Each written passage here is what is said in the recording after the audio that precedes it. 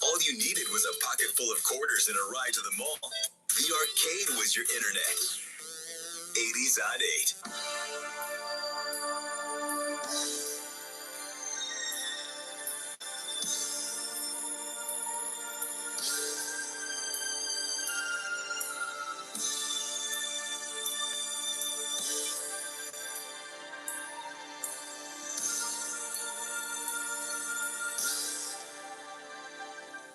I've been rolling, I've been waiting for you, I'm pretending, and that's all I can do.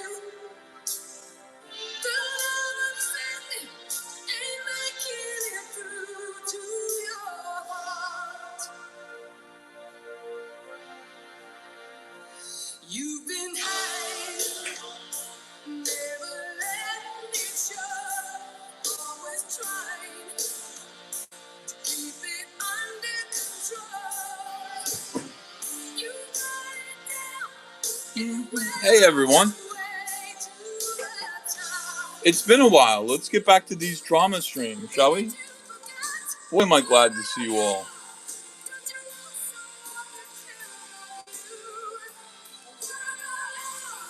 Yeah, we're back to Rainbow the Brute. Hello. Let me see. Zoom in a little bit.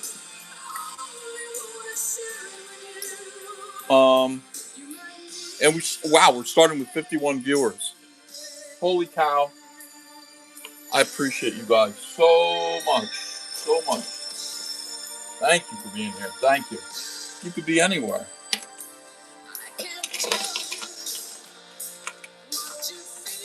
Had a little bit of a busy morning. Had to run around. Go to the bank. I talked about going to the bank a little bit.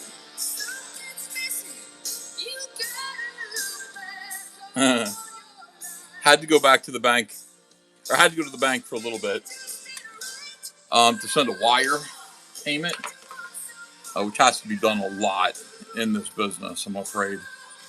To wire people to make things. And just in this spot where it's like, damn, dude. Like,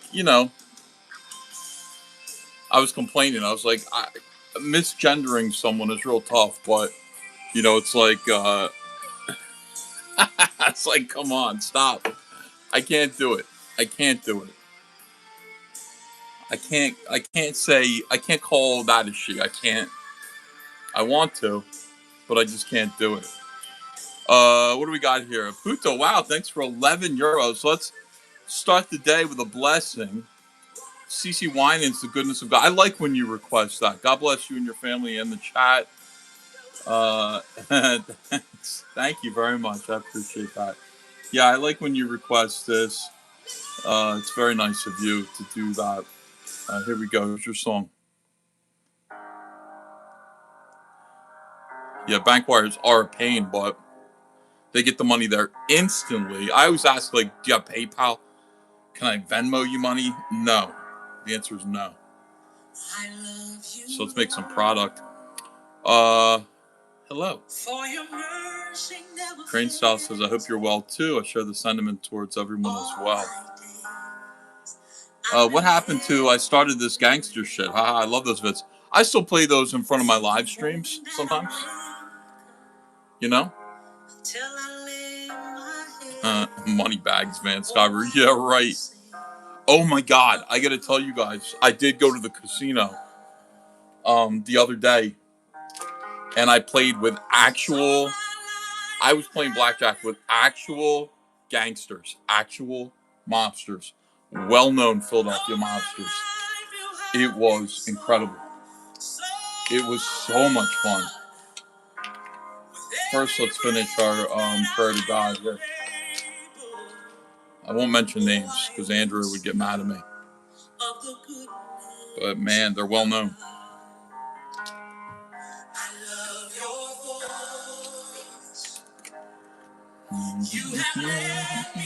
69 people here. Good afternoon. Really, it feels like spring out there. The pool is going to be ready to use tomorrow. I've been heating it for 3 days. You got to get that chill off of it. I think it's at 69 degrees. 69 degrees right now. Need it to get up to about 90 degrees. Takes a while to heat that frigid water.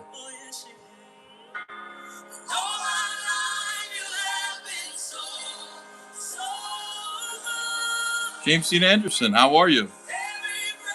James, I've got design work for you if you want it. You want to make a comic book?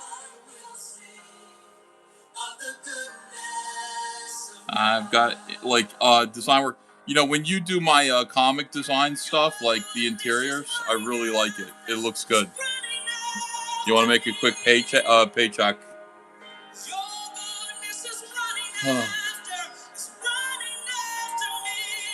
Yeah. And you play blackjack with Flat Top Jones? No.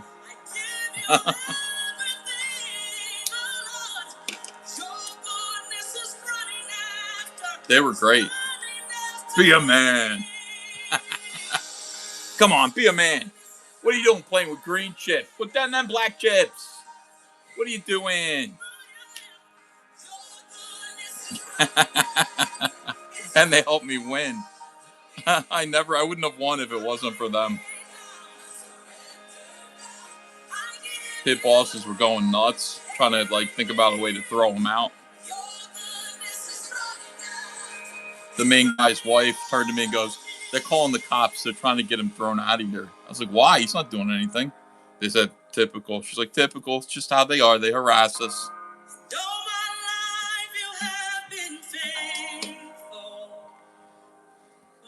Everywhere we go. How many pages remain to be drawn on Rainbow the Brute? I don't know. 16? 5 thumbers on each hand. Oh, my poor hands. I don't think my hands look that fat, do they? I guess they do. I don't know. It's all you have to look at of me right now.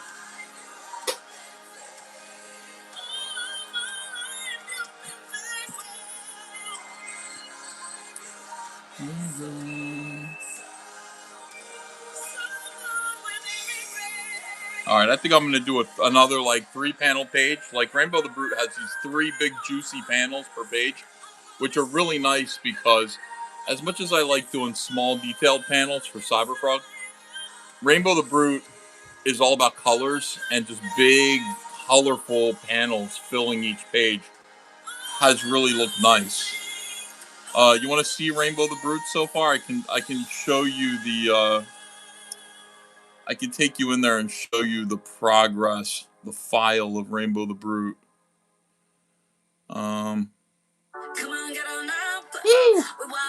Okay, we don't need to play that right now. Let's get back to that's gonna come on every time now because of Ava. Let's see. All right, here's Rainbow Brute. Well, wait a second. I'll leave this here. I could just take this off. That would be easier.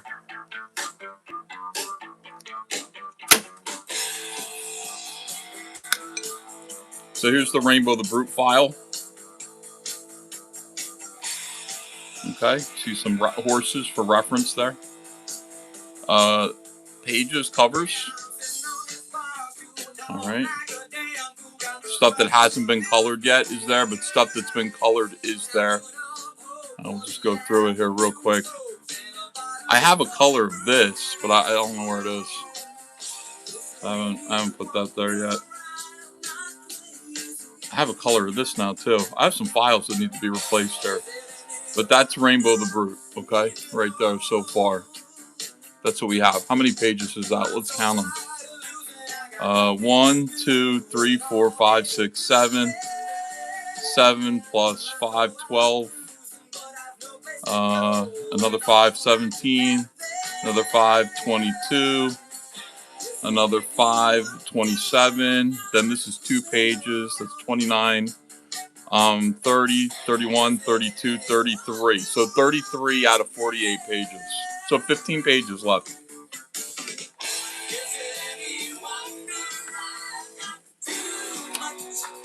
Okay. That's the progress of Rainbow the Brute so far, guys. So just to show you what's going on. Okay.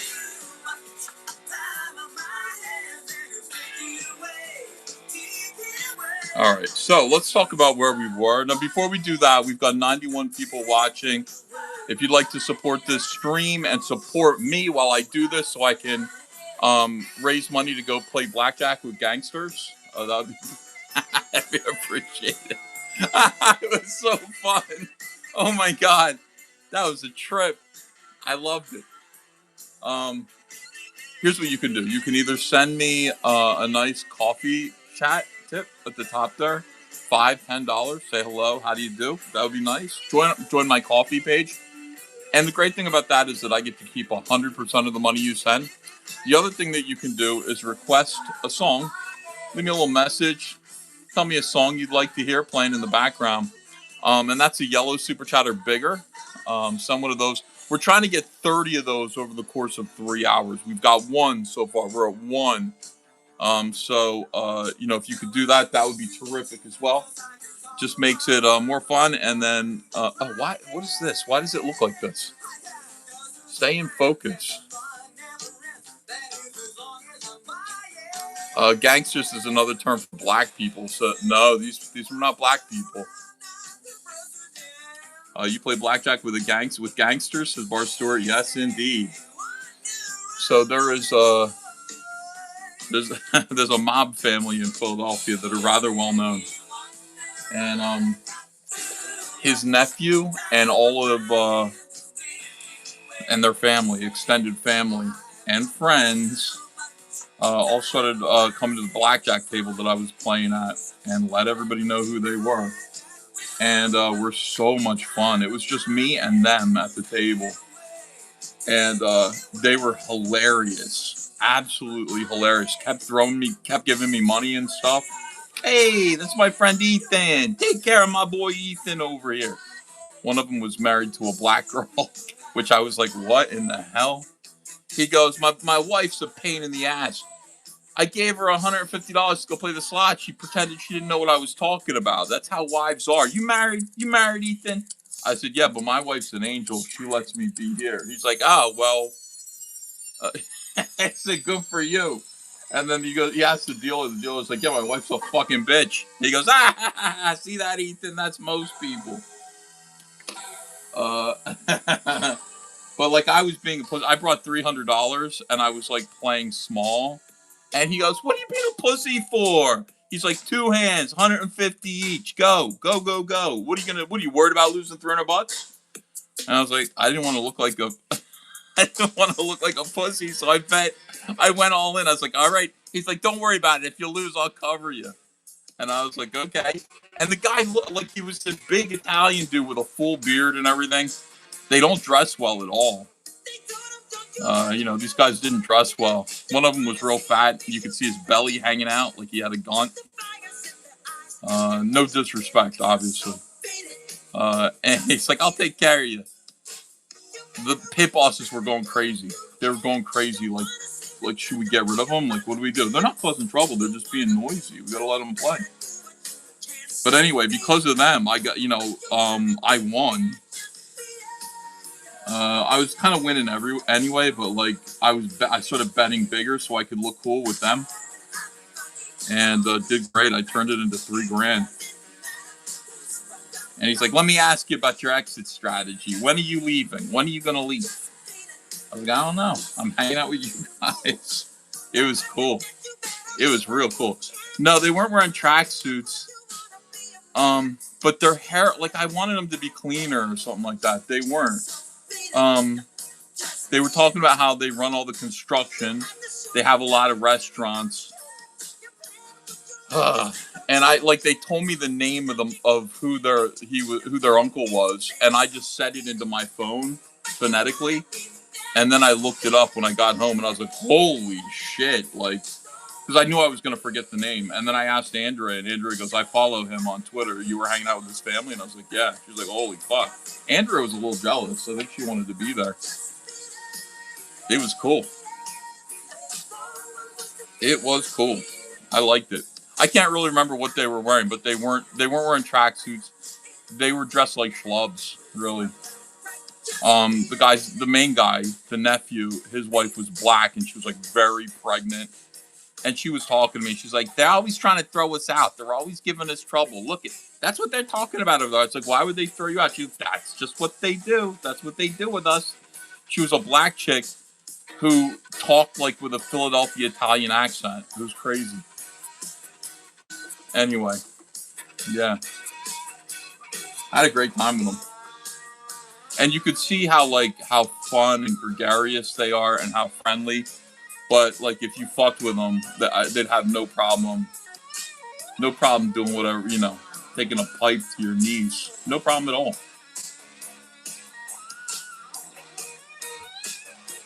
It's a lot of fun. All right, let me see. Let's get back to where we were. So, I posted. Did they stink? No. I posted before where we were with Rainbow the Brute. Rainbow the Brute has his thumb in a monkey's mouth. His son is watching, kind of nervous. So let's switch the camera point of view here. And let's just have his son reacting to this from his POV.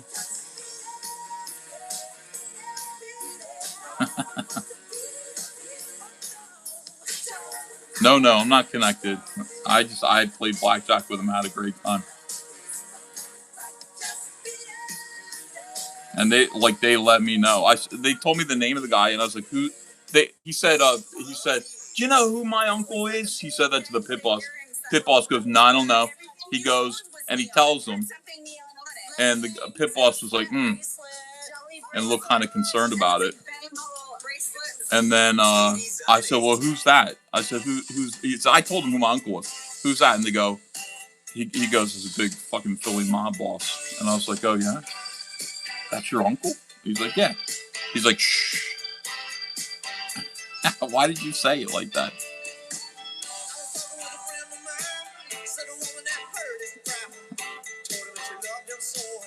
A big fat guy with his belly hanging out. At one point, needed to double down, needed $200. He goes, I'm sending my son to go get it to get me $200. He's like, yo, you want to buy my $200 double down? I said, no, I'll just lend it to you. He goes, you'll give me $200? I said, sure. He's like, not a lot of guys would do that. Not a lot of, thanks, man, I owe you. He's like, I owe you $200. Well, then he needed to double down to get, he was splitting, then he needed to double down. So he goes, can I get another $200? I go, yeah, sure. Gave it right back to me. Not a lot of guys would do that. Not a lot of guys would do that. And he won, you know. Oh, I can't wait till For the Fans Fest now. And Blabbermouth get shots. Says, yeah, well, that's why I'm not saying any names. But I told Andrea, and Andrea, I think Andrea was a little jealous. She's a fan of like all this stuff.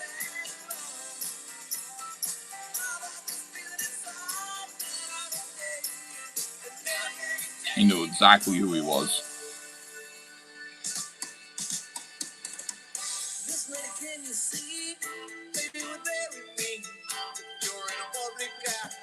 If you kept it, would you have broken his leg? He wasn't like that at all, man. It's, you know, I knew there was no threat of that at all. They were really good guys. And they probably gave me $200 over the course of the night. Every time the guy won, he goes, what should I do here? He had an ace and a 2, ace and a 7 against an 8. Or no, against a 6. And I said, double them both. He said, on each bet. I said, double them both. He says, double them both? I said, yeah, you got to double them both. He doubled them both. He won both of them. And he was like, and he threw me like $50. I was like, okay, thanks.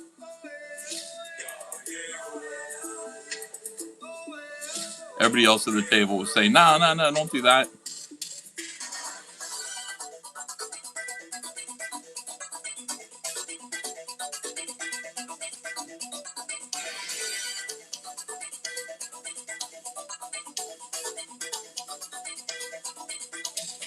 Can you guys hear me? All right, let me know if you guys can hear me.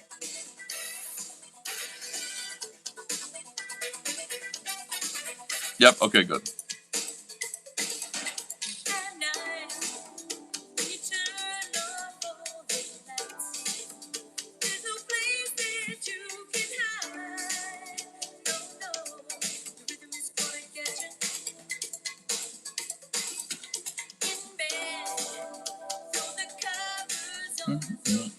Siege Parallel says it was the feds, and yeah, no, it was not the feds.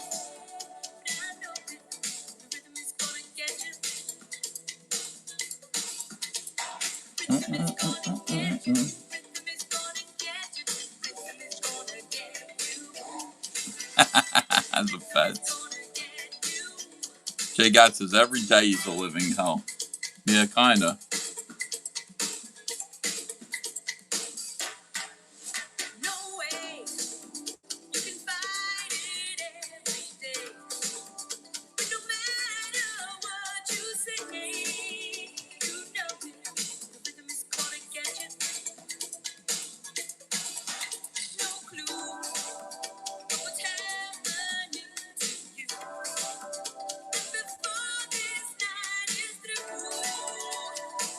I'm watching this stuff with the quartering. Is the quartering a cuck?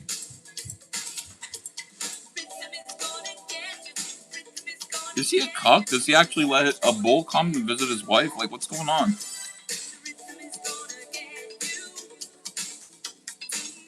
What's with cucks, man?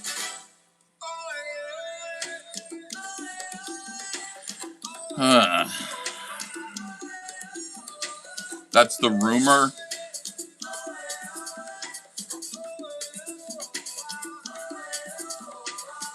I don't get it.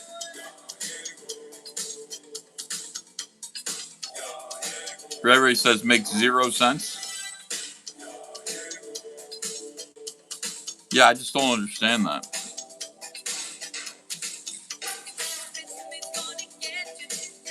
Well, she doesn't like him very much, I guess. I mean, that would be the, you know, if she doesn't like him. And there, like, there's been that kind of feeling. Like when he was like, she went out for pizza without me and left him there to piss in his own basement. I don't know.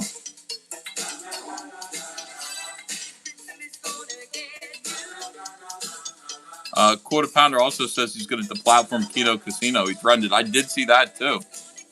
Woo. Whoa. Whoa, buddy. Yeah.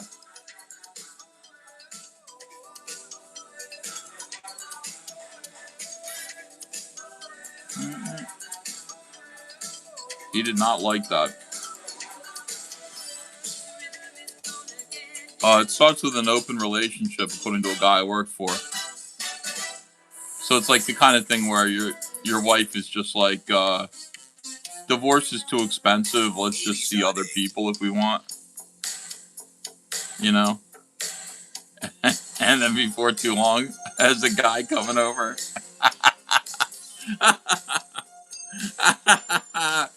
Oh no. No, Jeremy, no. Oh, that's funny.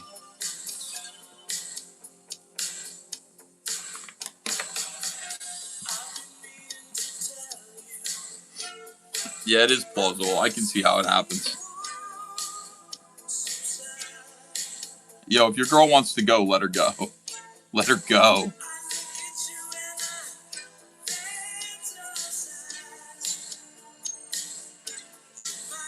There's no like open relationship. There's no such thing. There's her fucking another dude. That's what there is. You might as well get divorced.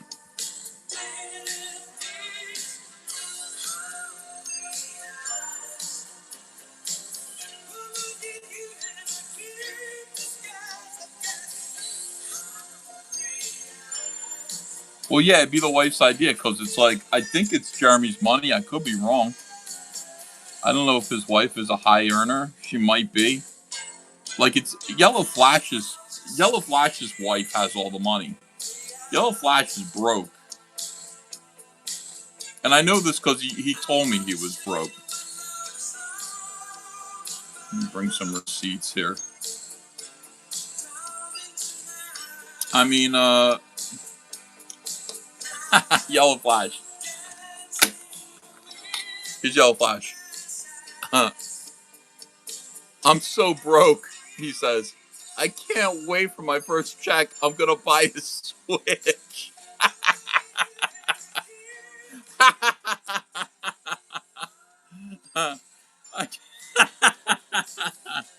Oh, shit. Oh, God.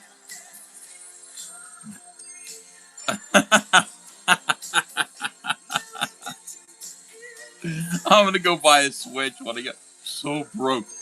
All right, cool. So I don't know, like, is it Jeremy, like, the quartering's wife's money? But I assume it's his.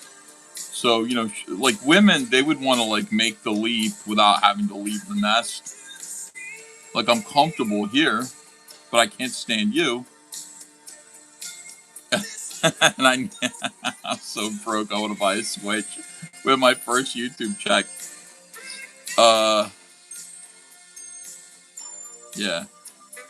But she wants to be comfortable. She doesn't want to be kicked out, so she says, can we be in an open relationship? Listen, we can both see whoever we want. And that is not a good situation because, again, an open relationship is just, it's non-existent. Even if you were able to get some extra girls on the side, it's mostly just a black guy dumping into your wife. That's mostly what it is. And there, I mean, like I said before, it doesn't matter how many girls you get. You could get like Jessica Biel. You could get like all the Jessicas. And it really doesn't make any difference, dude. It's still a black guy dumping into your wife. There's no, there's, you can't, it's not worth it. There's no possible way that it's worth it.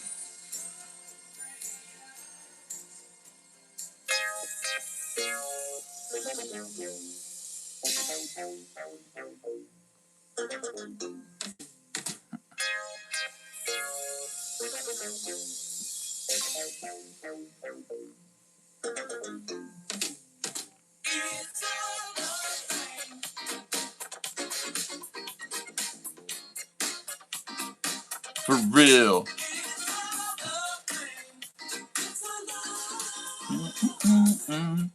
Thank you so much. I got a nice super chat from Rob. Thank you, Rob. A nice coffee super chat.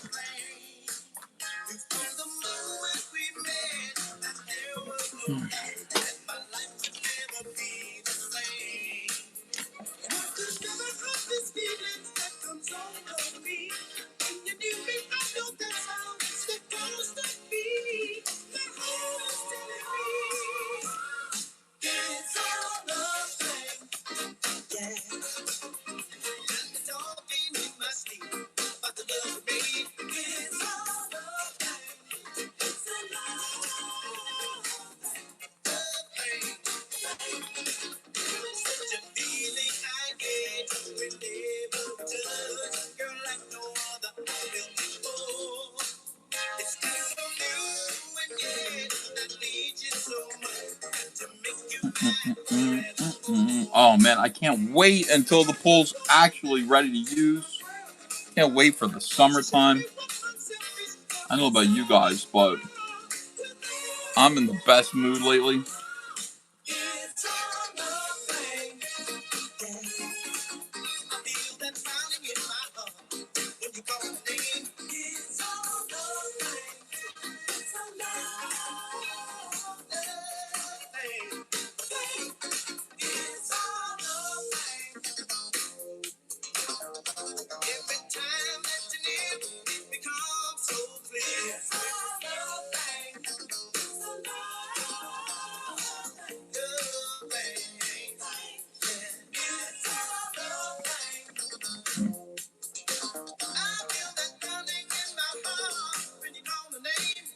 The coffee I got before was only $5, so it was not a song request. I need $10 or more for a song request. Those are the rules. Them's the rules.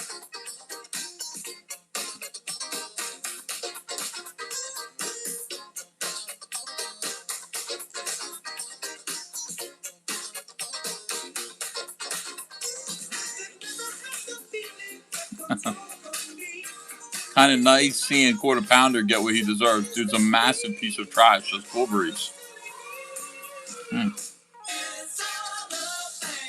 Yeah, he's got a huge ego.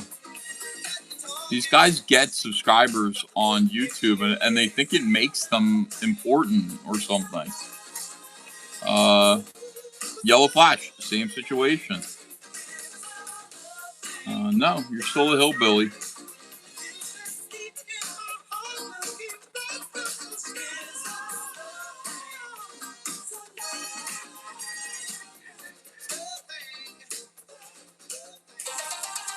What in the Prince pelvic thrusting, Madonna like a virgin shocking, Springsteen bandana sweating spectacle is going on here? One moment in time. So it's kind of like Quartering telling Brittany Venti, I hope it was worth it, your betrayal of me. Hope it was worth it, because what? What's coming her way? What's coming her way? Don't know.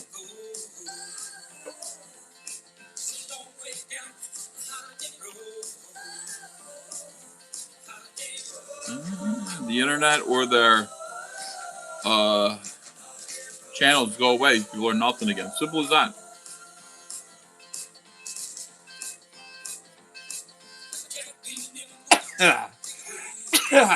Bless me.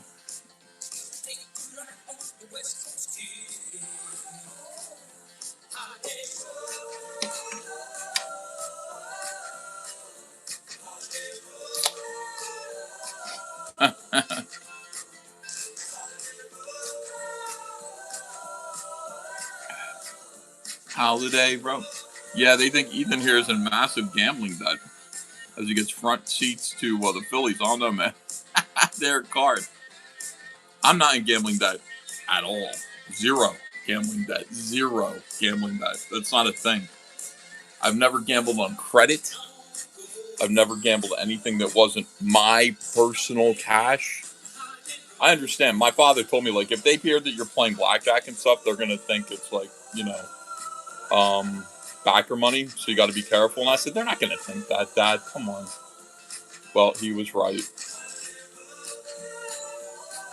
But it isn't. It's mine. And I don't take out markers.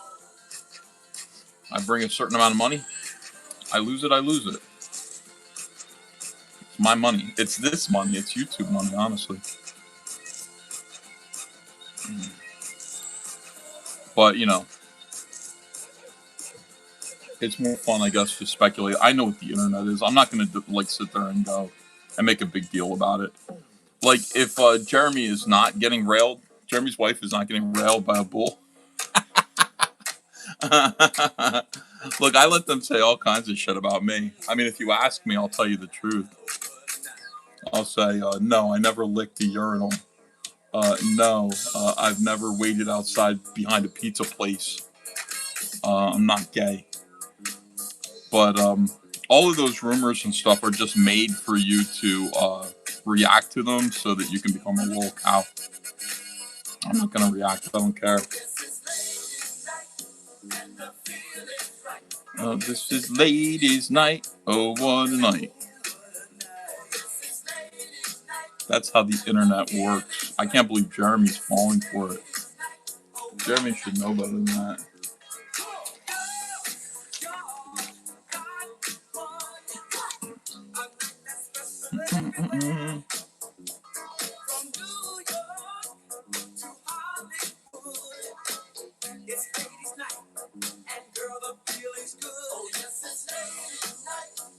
And the feeling's right.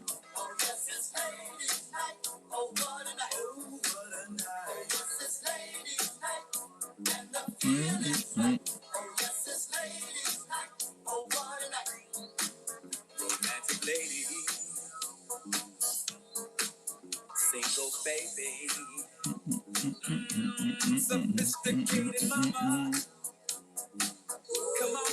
I love Cool in the Gang, man. I wouldn't let him fuck my wife. But that's because I'm not Jeremy the Quartering. But I like their music.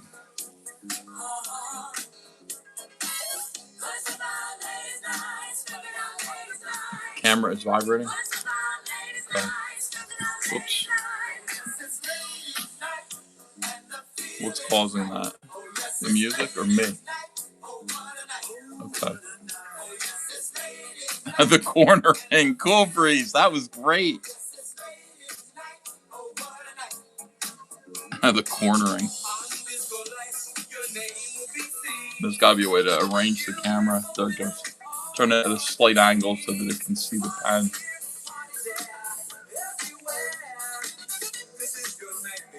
I have to set things up all over again every time I do one of these. Tonight.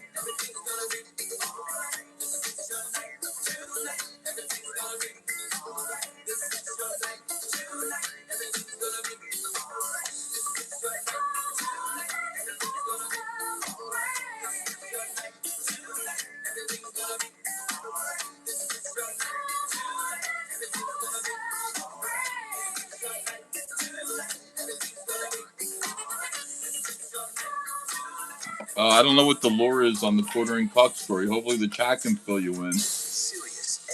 I don't know how that is a thing.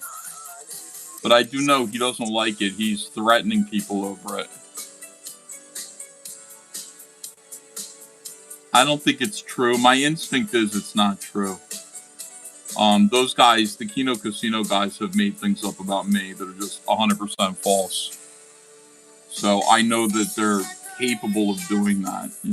They do a lot of bullshit.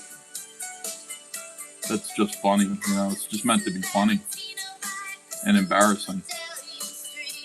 So do I think the quartering is doing that? No, but is it possible? It's possible. I'm just saying those guys do lie.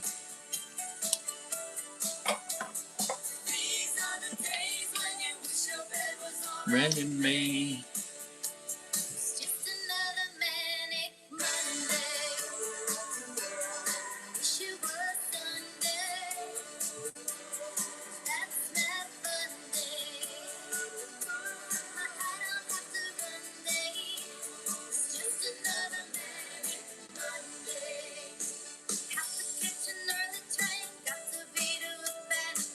That side of the internet is never happy with, like, things being just kind of pathetic. They have to make it, they have to take that and then, like, exaggerate it or create something and make it super mega, you know, ultra pathetic with something they invented, but to make it more fantastic. I don't know. The quartering's current thing where he's obviously very lonely. His transparent fixation on Melanie Mac, who clearly he was in love with, and he is crushed over her getting married. And you can't, like, he's sitting there trying to pretend that he's not, but you can't pretend. You being like, hey, you know, you guys who are trying to bother me about Melanie Mac getting married, it's okay. We're just friends, guys. We're just friends. I mean, that is cope. Like, that was mega cope. Clearly, like, there's something else going on there. And people are right when they thought that he had a crush on her, was trying to use his employment of her as a way to have sex with her. I mean, that really does seem like, yeah, that's what you were doing, dude. And she kind of got married suddenly. Did she get married suddenly to sort of put the brakes on any of your bullshit? I don't know, but it's possible. I mean, it seems that way.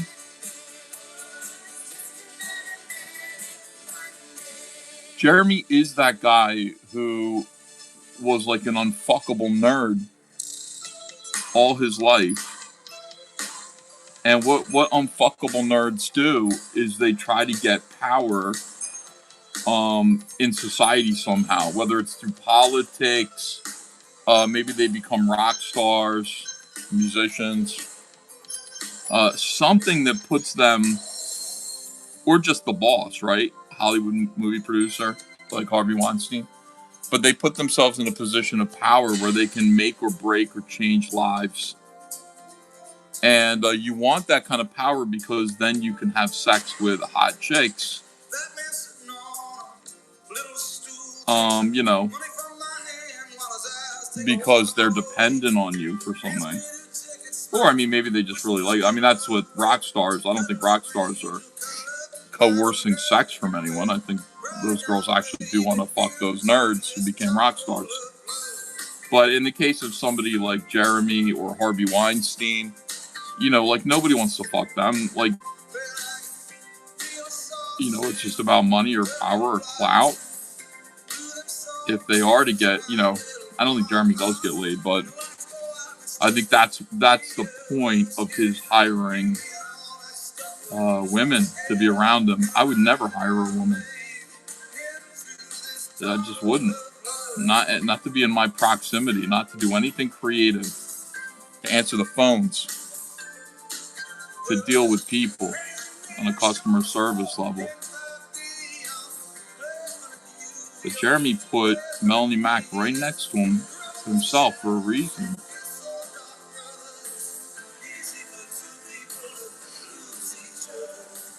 So I think it's clear what that is. And I think that's like why, you know, it's like, so here's the question. The question is like, why was he seeking, because he clearly was, in my opinion, trying to have sex with her. Why would he do that? Well, he might do it because he had an arrangement with his wife, an open marriage. Okay, this is a theory. So if I'm allowed to fuck anyone I want, like, maybe I'm going to try to fuck Melanie Mac. Right? I'm going to hire her. I'm going to try to get with her. Not me. Not me. I'm talking about quarter. Yeah.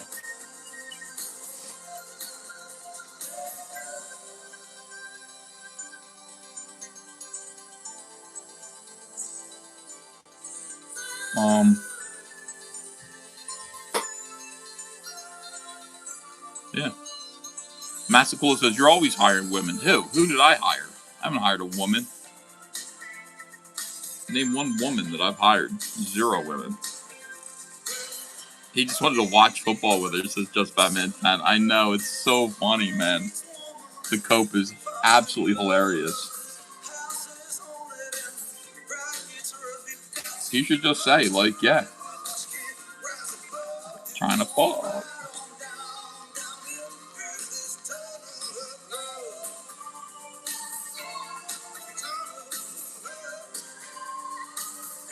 Name one woman who I've hired. You can't. Didn't you want to hire Katie did? Says Carlo FRNG. Well, yeah, but for the reasons that I just said, customer service, answering the phones. However, having said that, I just watched the Katie did video clip. I mean, I don't know, guys.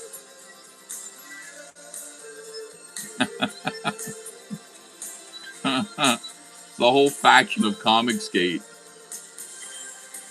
that is currently driving each other crazy. And it centers around Liam Gray, you know. Massacula says, I think you're a liar, Ethan. I don't care what you think. You're dumb. Massacula, who cares what you think? You're stupid. I don't know if you're stupid, but I'm not lying. I don't hire women that I know of.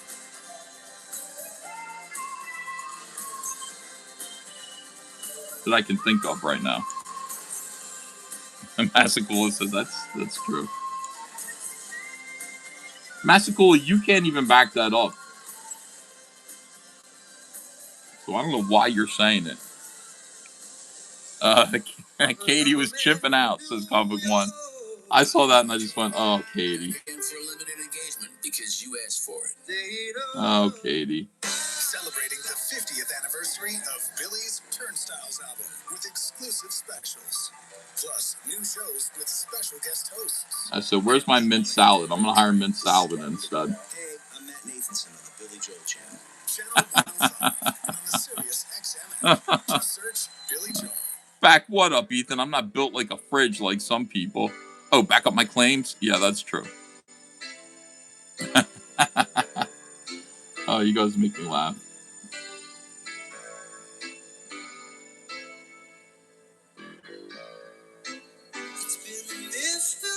Oh, yeah.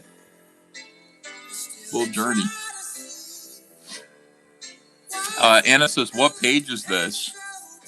I'm not really sure, Anna. We went through it and we looked at all of Rainbow the Brute. I'll look at it again because we got 231 people watching. This is the Rainbow the Brute file. So here's page 1. We'll go through it. Here's page 1. This is the first page of Imagination Land. This is the war. Can I back up a little bit? This is the war against Famusa, who steals the orbs. And then this is where we cut to Rainbow the Brute and the bar. So these pages are pretty well known. This whole sequence is great. It's so, like, this is what I mean about these big, juicy panels here, where it's just like they take up a lot of room. They're full of color. Maybe one of my favorite panels that I've ever drawn right here, Anna. Like drinking that, like the lower lip underneath that looks perfect. Absolutely perfect. Yeah, I don't know the page numbers yet. I haven't officially assigned them page numbers yet, so I don't really know. Because I want to be able to put some more pages in the front if I want to. So I haven't assigned them page numbers yet. Boom, hits him with a stool. Then the fight sequence, Rainbow the Brute versus the Unbearables. One of my favorite panels. I just thought Rainbow the Brute should fight like a wrestler, like a WWE wrestler. It'd be cool. Bouncing off his tummy. coming into these two guys, gives this guy a backhand. These two guys hit themselves with their own bats. Rainbow the Brute whistles for his horse, Napalm, outside, who pulls a blade of grass. That's all he does. All you need is a blade of grass, which is big for them. Throws it at Rainbow the Brute, and then the rainbow hits the blade of grass, and it becomes Grass Blade. So it's like He-Man. By the power of the rainbow, you know. So a blade of grass, when hit by a rainbow and held by Rainbow the Brute, becomes his sword. Got a nice splash page of them together. The bears run away because they recognize that they're about to get their asses kicked. And I went through this. I was thinking about having him murder the Unbearables. And I said, no, I don't think so. I don't think we need to kill the Unbearables. So I just had him run away so they didn't get hurt, any further hurt. He's trying to go back and have a drink. Look at the little lizard giving him another beer. He's like, I'll take another one. And that's when he gets grabbed by the back of the neck. And I have colors for this. I don't know why I haven't replaced him yet. There's his wife who takes him to Pocketville and starts, here's the little Smirkette who's saying, you know, they killed Papa Smirk. And Rainbow the Brute says, I don't give a fuck. And it makes her cry. He's like, these are the concerns of women. I don't care. And she starts crying and runs away. And this bitch starts yelling at him like, how can you say that? How didn't you have any feelings? And he's responding kind of like, you know, like this. And because she started mouthing off, he gives her a spanking. This is one of my favorite things that I've ever drawn. Rainbow the Brute spanking Paula Pocket, and it's kind of sexy. And this is nice too, nice panel. He says, hey, you, grabs her by the chin and goes, behave yourself. And she's like, oh, that's what women want, ultimately, I think, okay? Women just want a masculine man to put them in line, all right? So he gets on his horse. He wants to leave because he doesn't care.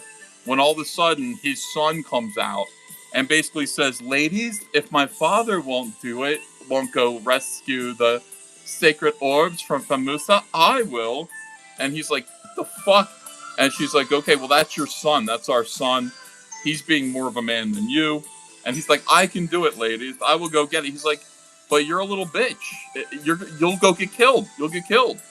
And he's like, oh, come on. How bad can it be? And Rainbow the Brute is like, I'd better go. Okay? So he's going to go to protect his son. Here they go, having one last talk about it, and then they ride off. I have colors for this, too. I'm missing a page. I'm missing a page. So we actually have one more page than this. There's a page that we drew together where they're riding and they see all the unicorns, and one of the unicorns bites his hand. You remember that page? I gotta add that to this thing here. This is great here. Rainbow, again, fighting like a wrestler, body slamming, all that stuff. And this 2-page spread. And then he kills them all, and then there's a thing of blood. All right. He licks the blood off of his hand because it tastes like strawberry jam. And then they set up camp. So this is the sequence we're working on right now. Mr. Stephen Rockwood says, how's Elephant coming along? It is finished. Elephant is finished. I just read it all the way through. It's amazing. Okay, so we got this. And then we got the monkeys. These are the macaque suckers. And this is where we are right now. I believe that's it. Yeah, that is it. So those are all the pages that we have, except I'm missing a page, which I will add. But you guys have seen it. You watched me draw it. So that's Rainbow the Brute so far. That's what you guys paid for.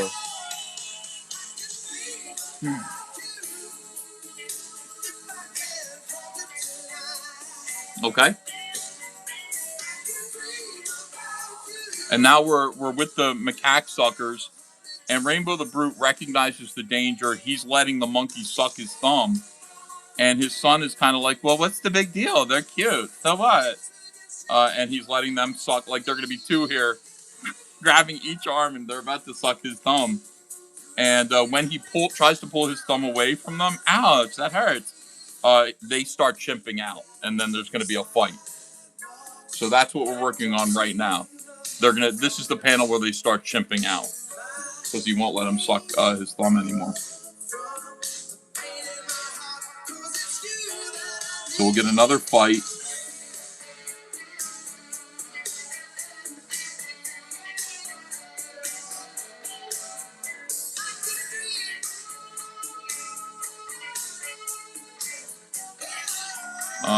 Oh, thank you. Everybody's saying absolute magic. Thank you, guys.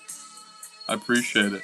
How many books is this story going to be? Them getting the orbs in 15 pages seems unlikely. It's 2 books. The story picks up with My Girthy Stallion. It'll blend right into My Girthy Stallion. Because basically, at the end of this book, they're going to have the orbs in their hand, but they need to call recruits to finish the fight against the evil horses that come in. So the evil horses come in. Napalm calls in his boys, My Girthy Stallions, and that's where you're going to meet this like Justice League of Girthy Stallions, and there's going to be a huge fight with Rainbow the Brute, the Girthy Stallions, versus Famusa, the evil communist stallions. Yeah. It's going to be fun. All right, so we're working. We're getting it all done. I want to have both of these books finished. This is going to get done this year. Both books will be done this year. Rainbow or Wreck Plant, Cyberfrog 3.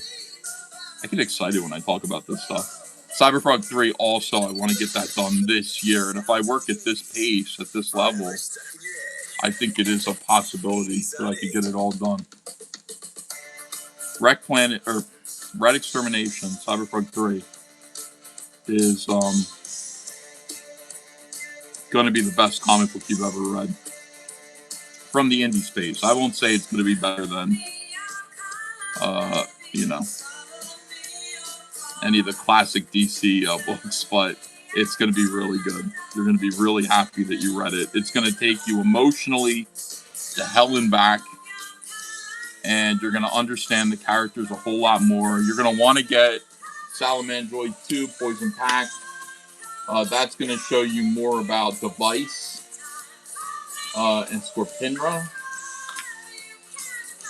So you're going to need to see all that stuff. It's going to take you back to the year 2000, right after the invasion.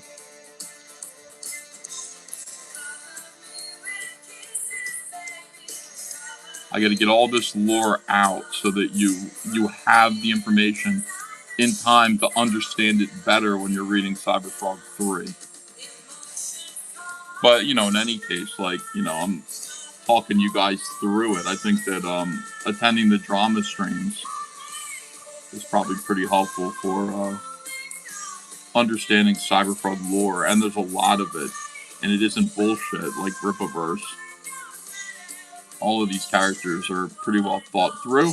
They're all pretty original, even when they're based on something from the mainstream.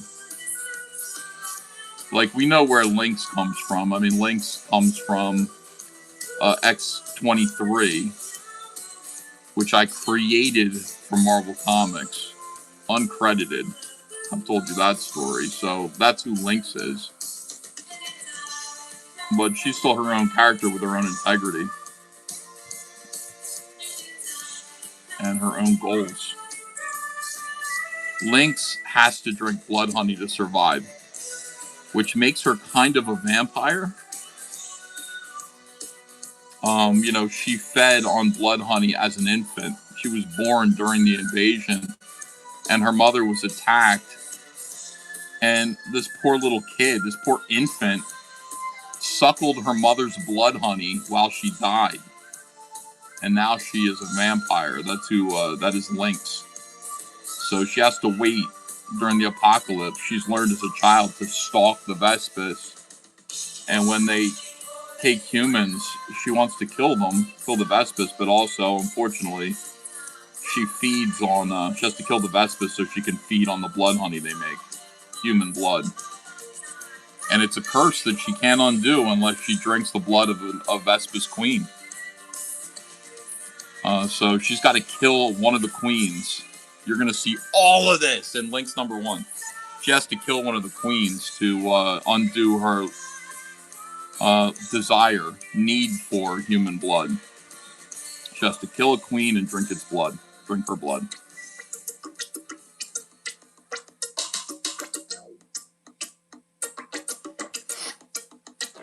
It's going to be great.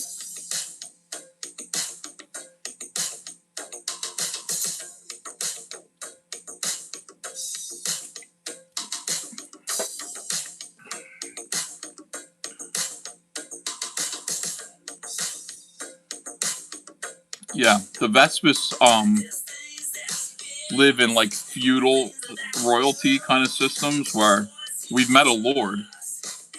You know, we met a lord who was really snotty, the Cyberfrog.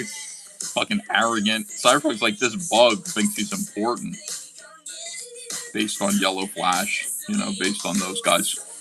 Bacillus Lola says, make the kids' thumb suck big like light bulbs. Oh, after they get sucked, they're big and throbbing. That's pretty funny. Maybe I will. That's a pretty good visual joke.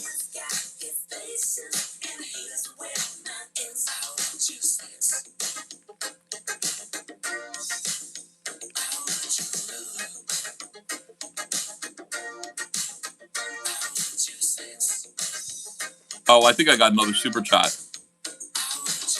Hold on a second. Bacillus, hell, off topic, I just saw some Yellow Flash for the fan stuff. I personally lean towards Smiller twisting and lying about his stroke for a ruse that didn't pay out. Yeah, I don't want to say that because that could be used against me. Like, Ethan is so demented and so sick that he thinks that I faked my stroke. Well, here's my hospital receipts. You know what I mean? It's going to become one of those. But I can understand why somebody would think Mike would do that. Mike is a liar. Anubis, thanks for $10. Alfie Festa with Maurizio Sarantola cop game theme released in 1988. Fun fact, it's a fun 80s action movie, a co-op Italiano-Filipino project. The lead actor face reminds me of Shane. It is more funny. Cool. I will pay it. Play it, I mean. I said I'll pay it. That's what I'm used to saying to Andrea. We got these bills. Okay. Put it on my desk. I'll pay it. That's funny. That's so revealing. Hold on. Sarantola. Top game.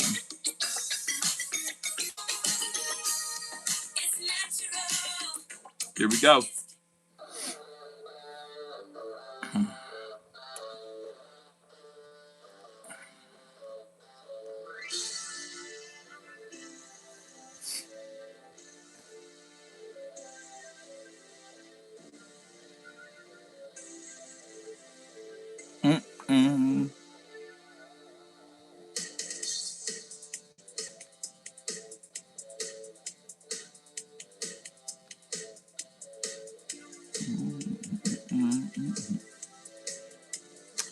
Timothy Fitzgerald. Hey, yes, what's holding up warts and all? Ultra warts and all.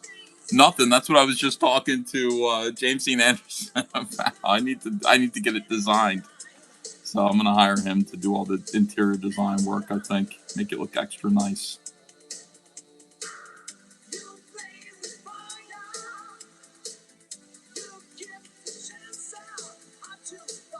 But that is a private discussion. Let's see if we can get that done.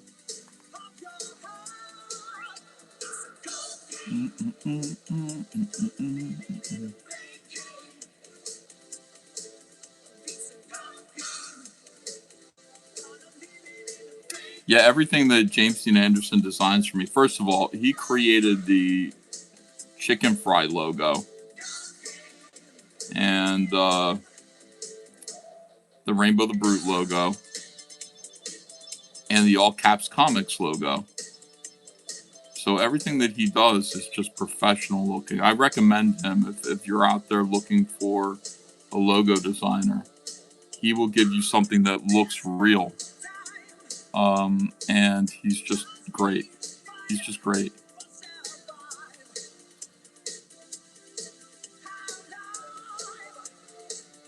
So he did some design work for me recently on book interiors.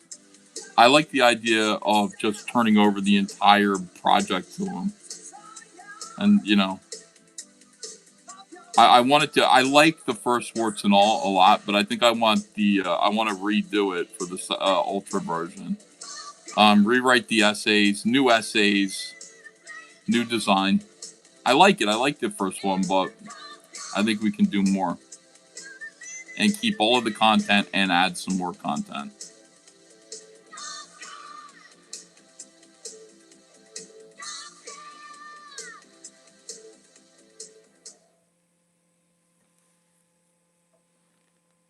James Dean Anderson says, sounds good, EVS. Are you ready?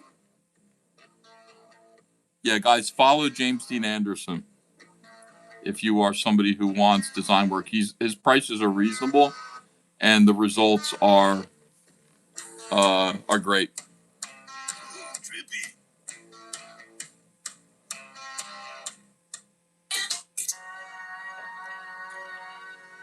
Job of the Cock says, slow night. Yeah, I've only got 2 out of 30 super chats so far.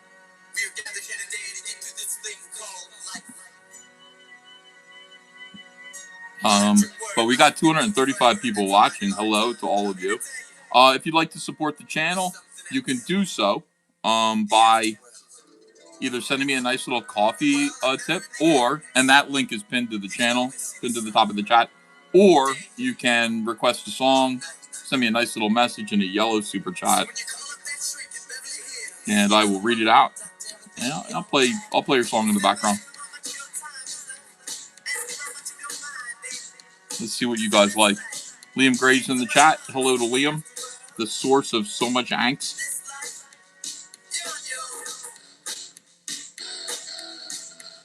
Liam, I see people still to this day who are just like, Ethan will have to react to this now. Look at what Liam did. Look at what Katie did. Look at what Frog Tony said. Look at what Cynic said. Look at whoever it is, man. All of you guys. Now Ethan's going to have to respond to this. I don't have to respond to any of it. I'm not losing any of you guys.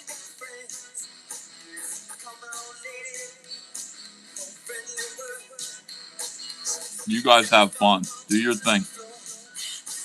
But if you expect me to, like, pick sides or, like, kick Liam out, I already kicked Liam out. I kick Liam out every day.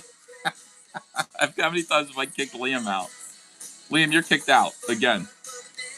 What's going to make people happy?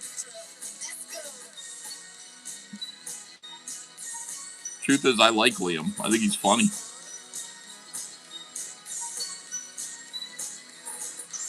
You guys can feel however you want about each other. I don't know why it involves me.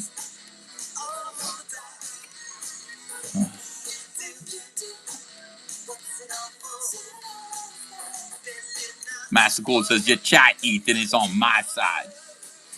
Well, I mean, that's just tough cookies, isn't it?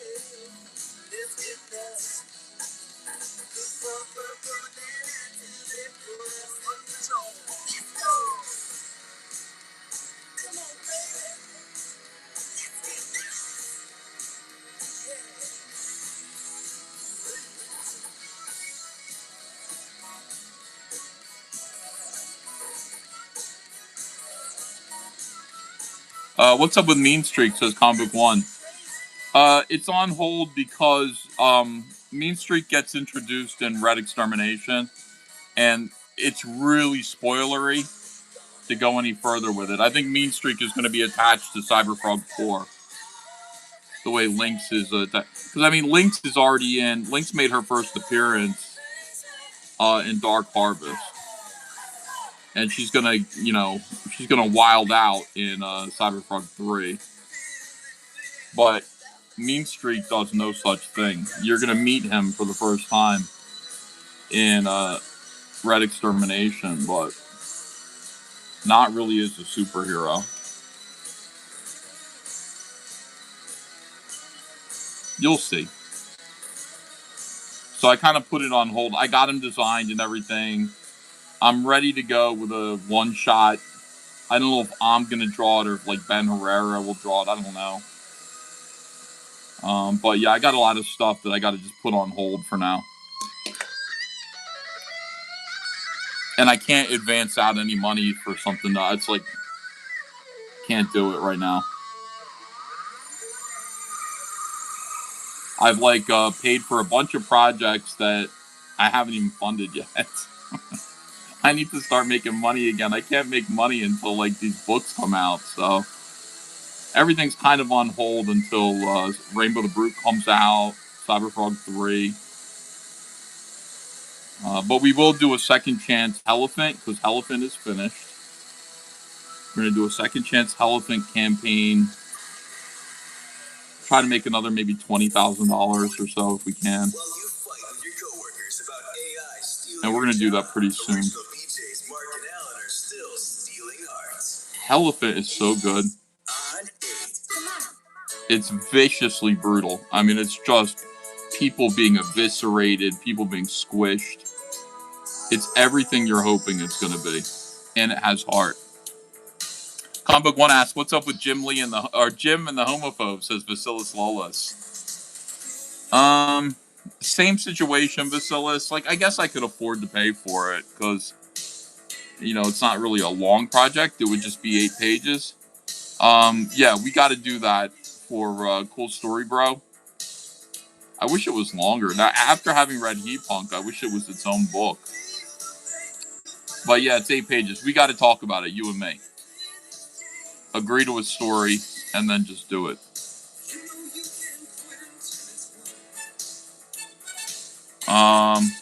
Anubis 800 says, "For Vasilis, because he reminds me of the lead actor-singer John Michael Thor in the Canadian movie Rock and Roll Nightmare, with the song We Accept the Challenge. Vasilis fight aliens. Aliens, demons, and leather straps." Okay, hold on a second. What am I playing? Is it called Aliens, Demons, and Leather Straps? You guys have to write these. I'm grateful for the $10 Canadian, but you guys have to write these posts better because I'm not sure what it is. Let me see.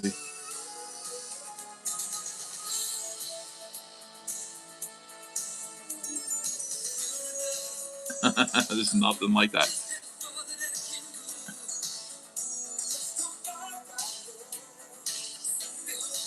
Is it called We Accept the Challenge? Is that what you want to hear? We Accept the Challenge?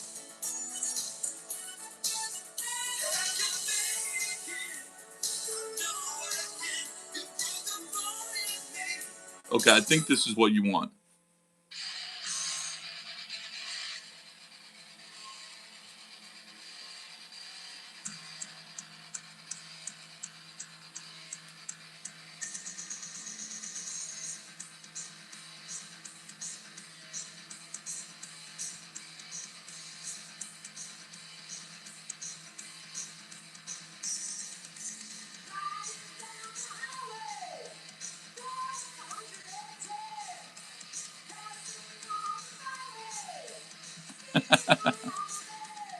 Basilis, this is you.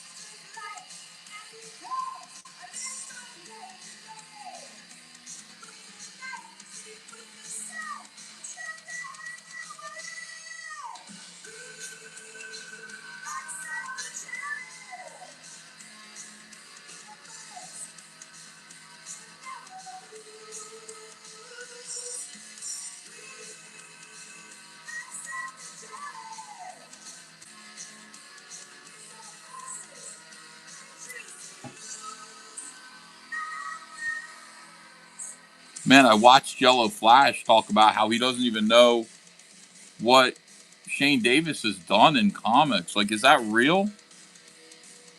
Was he just saying that to like put Shane down, or does he really not know? That was a surprise to me.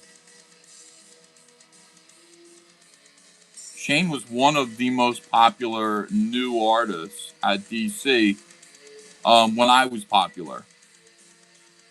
You know, it's like Shane was there, like getting all the jobs, some of the jobs that I wanted. You know, like he got to do Rage of the Red Lanterns. When he got to work on Superman with J. Michael Straczynski, I was a little bit jealous. I was like, why didn't I get offered that? But Shane was just kind of like the golden boy there for a while. And which is, I mean, that's a big deal because a lot of artists come and go that you just never really hear about it. You look at DC Comics solicitations now, only a few of the artists that you read about ever become known, you know. Most of them don't. Most of them just disappear, fade away. But Shane was known, and he was a reason to buy a book. He had a big crowd when he'd go to a convention.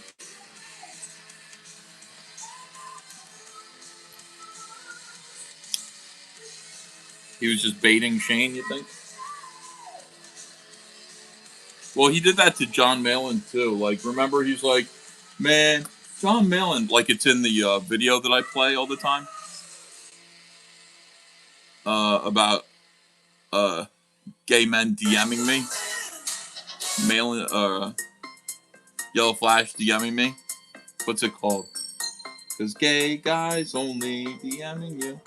Yeah. In the beginning of that, you hear Yellow Flash kind of say, you know, John Malin better hope that Ethan doesn't have another heart scare like he did because he's so fat. Because without EVS, who the fuck is John Malin? Now, listen, that's retarded on its face. John Malin's identity isn't connected to me at all. If anybody, John Malin's identity is connected to Richard C. Meyer because of Jawbreakers, Lost Souls, where I think John really became known in this community. But that was designed, that comment, and the comment about Shane was designed to work on a man's pride. You know, it's like, oh, I don't suck Ethan's butt. Like, why is he say, I'm not going to even hang, I don't even fucking need Ethan. Why am I, you know? And then eventually these guys pull away from me and Comicsgate because they don't want to be seen as kissing the ring or, you know what I mean? That they're not their own people. That they're just acquainted with me. It's all meant to, ultimately it's an attack on me. You know? Comicsgate Drama says he could have been baiting, but is Flash a comics fan? Yeah, but I don't think he is, even though he pretended to be for a long time. He pretended to be. His channel was all about reviewing comics. He was a Richard C. Meyer ripoff, which we all were.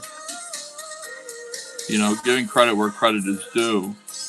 The low budget but highbrow style of Zach's early videos was really appealing because it created a sense of kind of cozy intimacy with an audience while still being very easy to do. You just get a comic and aim a camera at it.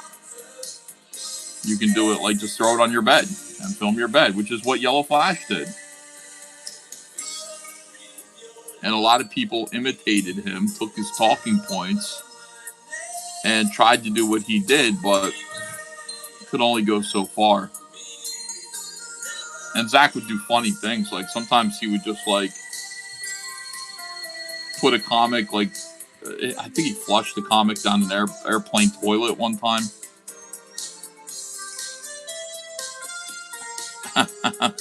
The funniest reviews that Zach ever did, which I always reference, which I better download so he doesn't delete it if he still got it up. was a review of a Squirrel Girl book. He was sitting on an airplane, and he couldn't do a review because he'd be talking while people were around him and everything. So he just aimed his camera at the comic book and then just opened it up, crumpled the first page, crumpled the second page, and he crumpled the entire book, and then he just went like this to the whole thing and stuffed it. And he didn't say a word. He didn't say a word. And I laughed until I was purple. I thought that was the funniest review I've ever seen in my life. Hilarious. And just the anger when he crumpled each page was wonderful. Yeah, it was so good. Yellow Flash is talking smack about For the Fans Fest. Well, a lot of people are going to do that.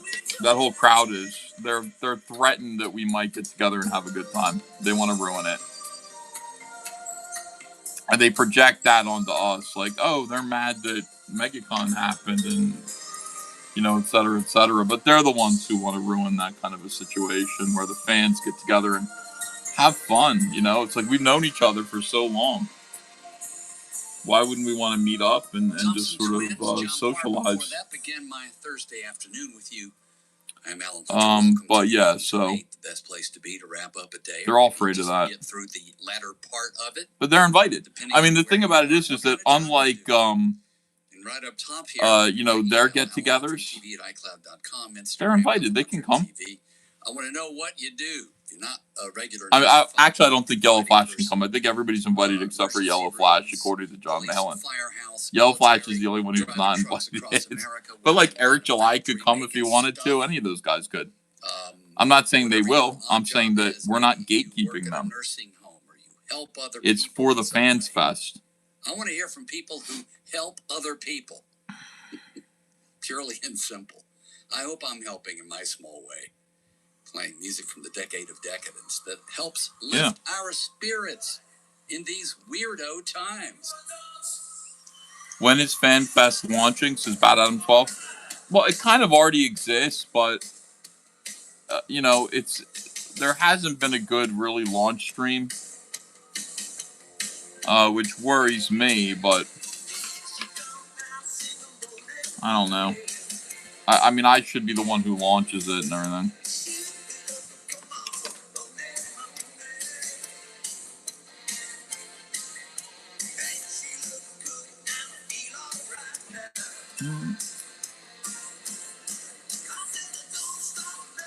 Uncle E, as I'm working on the Cyberfrog retail display in my shop, I'm curious about the chicken bucket accessory packaging. What about it? You can buy it on my eBay store right now.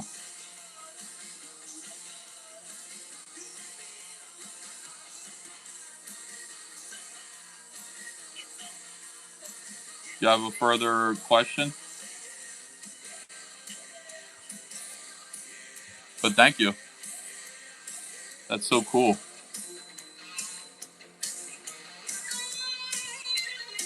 And if as a retailer you want to stock Cyberfrog comics, you can contact me. I will give you a retail rate on a bulk number of books.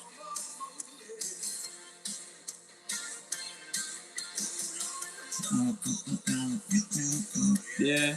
And toys, whatever you want. We'll send you a crate of Cyberfrog toys. Yeah. Ethan, but you blew it. You overslept for the launch. Oh no. My bad.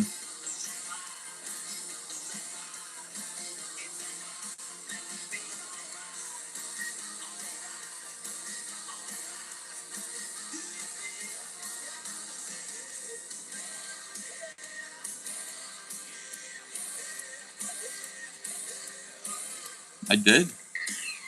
I don't even remember.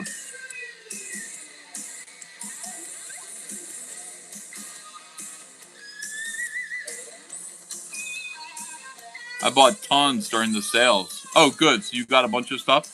Does it come retail display ready, like hang on a pedboard? No, it's just a little bucket and it's shrink wrapped. But it's not on anything. You can't, you know. You can't really display it like that, unfortunately.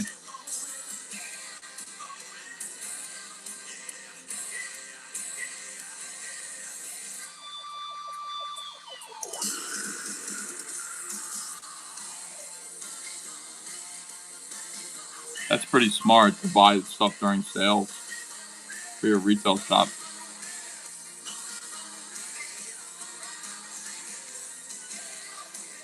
Shane's Alpha Core review was outstanding. I was listening to some of it, and then I saw that Mike Partika showed up, and it became a review of Inglorious Rex, and Shane was getting perturbed. I got to listen to that whole video. Hold on, I got to pee. I'll be right back.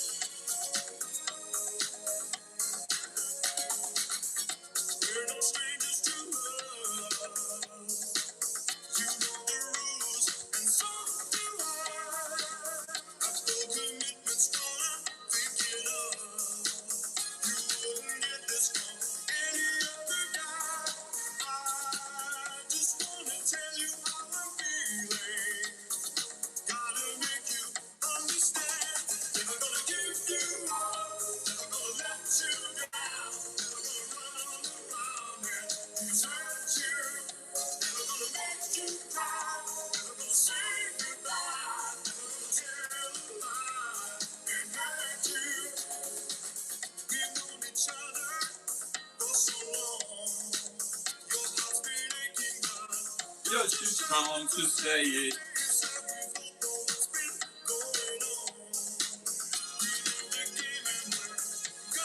Yeah, I don't know what to do. How do I fix it? How do I fix For the Fans Fest? When you guys can hear me. Can you guys hear me? Am I back? Goodbye. Hurt you. Yes, okay, good. How do I fix it? How do we get it moving?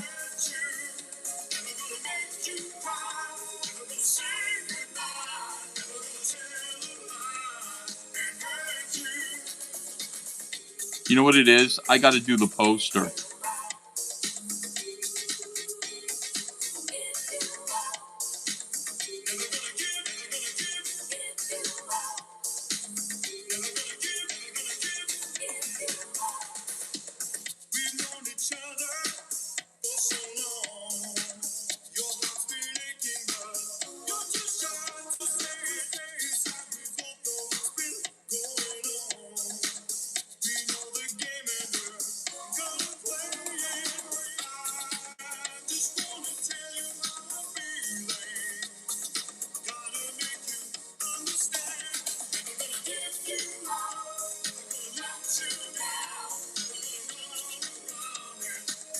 The thing about doing the poster is that, like, I really want to draw Starlight Cats on it, and Shane said I can't. Basilis Lola says we should do a CG live launch for the Fans Fest and do dramatic readings. I offer my night letter back to Gerard Way that ended in My Chemical Hobo Dance. Oh shit. My Chemical Hobo Dance.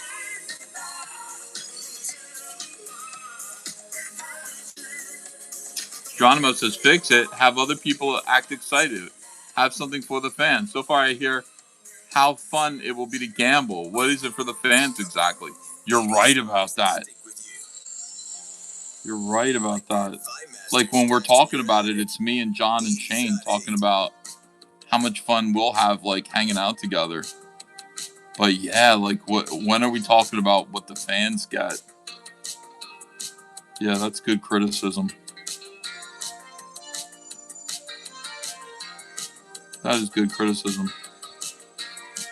It's all gonna run through my brain.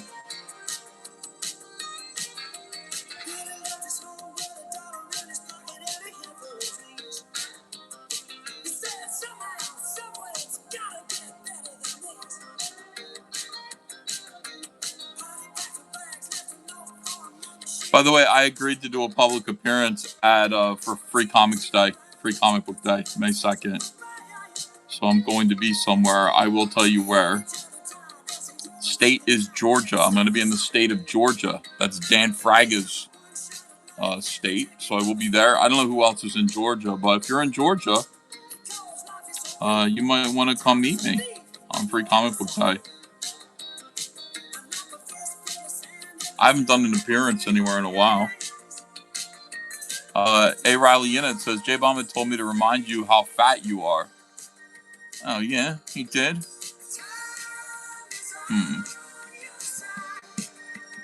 Georgia Wen says, well read. That's for the fans. Free Comic Book Day, May 2nd. May 2nd. It's coming up. I'll tell you where and everything pretty soon. We made the agreement. Let me just, as soon as I get my plane tickets, I will tell everybody. Anything can happen, you know.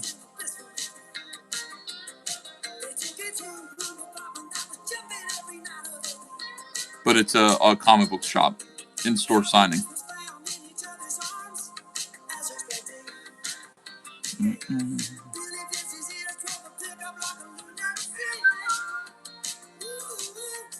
Oh, well read. That'd be great.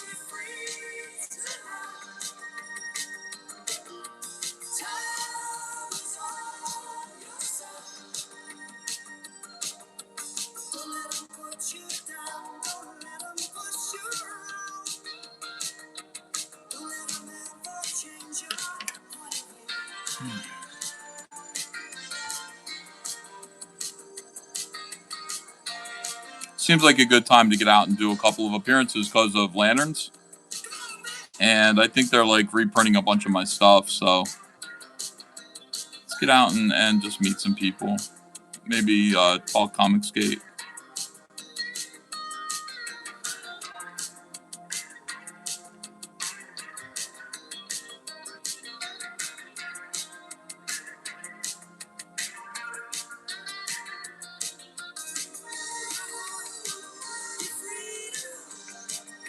And Job the Cook says, I'll be in Georgia.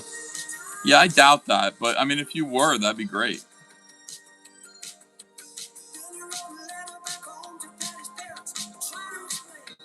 I would love to meet the great Job of the Cook.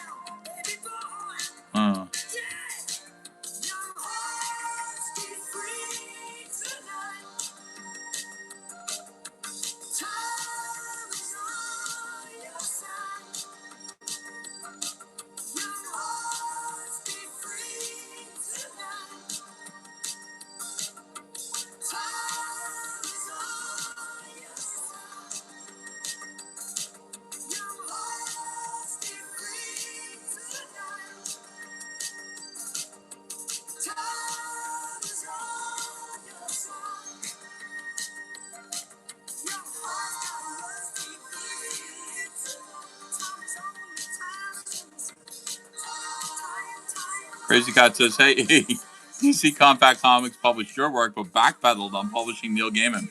You currently have more of an in at DC Comics than Neil Gaiman. I never sexually harassed anyone. And that's why. I mean, you can be a conservative and they'll just ignore you, I guess, and shun you and call you racist. But being a racist is a better thing than being a rapist, I guess. I'm not saying Neil Gaiman's a rapist. I don't know. I'm not going to get into that. But I'm just saying, like, racist, rapist, like this.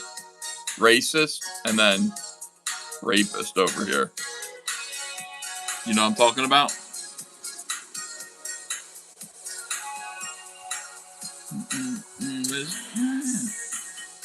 I know.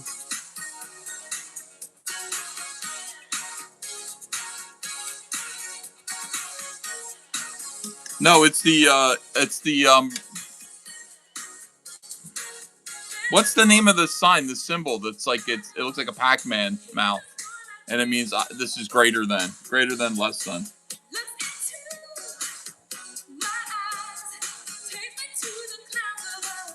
That's all I'm saying.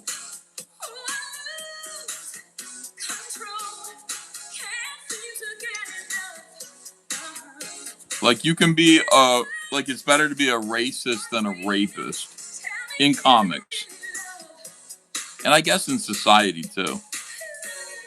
It's not strictly a crime to be a racist yet. And I'm not saying I'm a racist. I'm obviously not. But anyway, they think I am.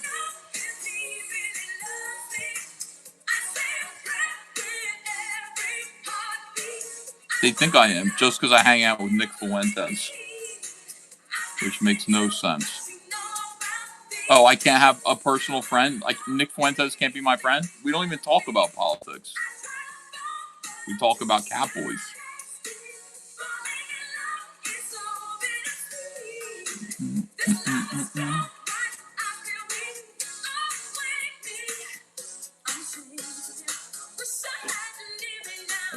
We talk about cat boys.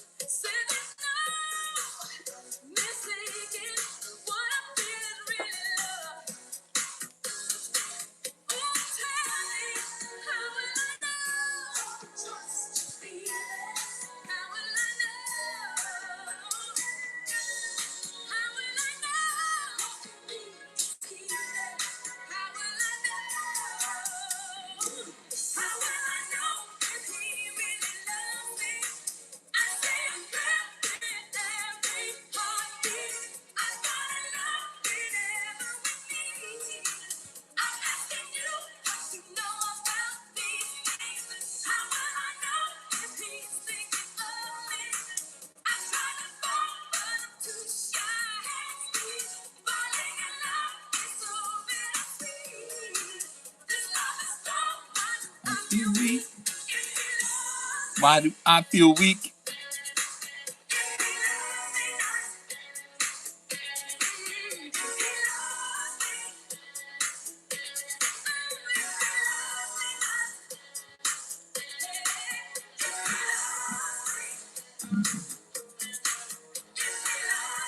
So you guys think that Shane Davis and Mike Partika should have a show together?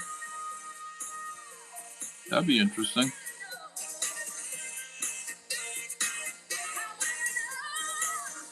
I'm not going to disagree with you.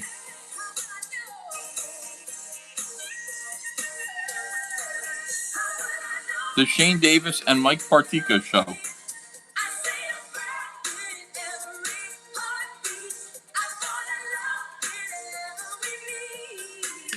Move this from there. And Zach.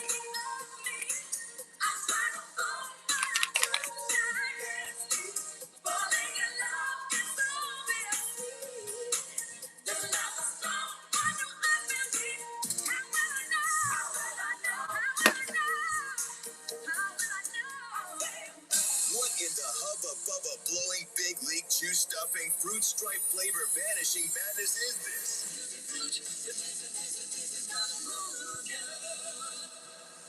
80s on 8. Walk this way.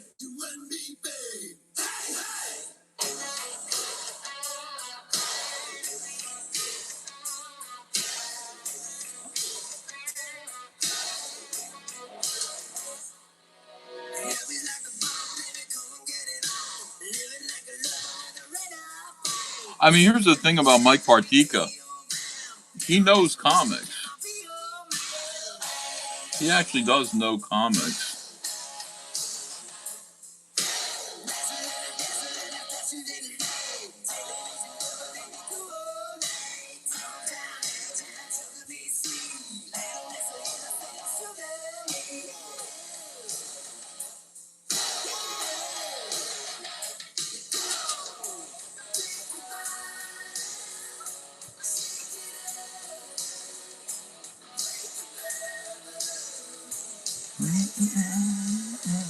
Awesome. He knows them. So maybe they'd be good together.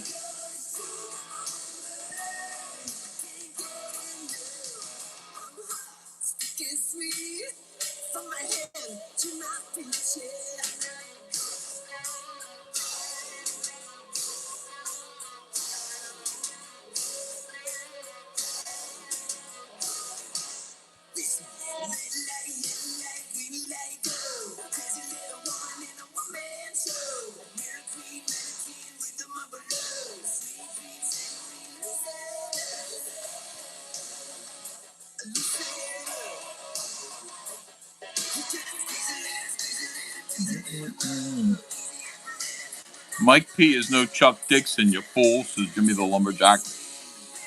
Wow, that's true. No Chuck Dixon. How embarrassing is that? That's so funny.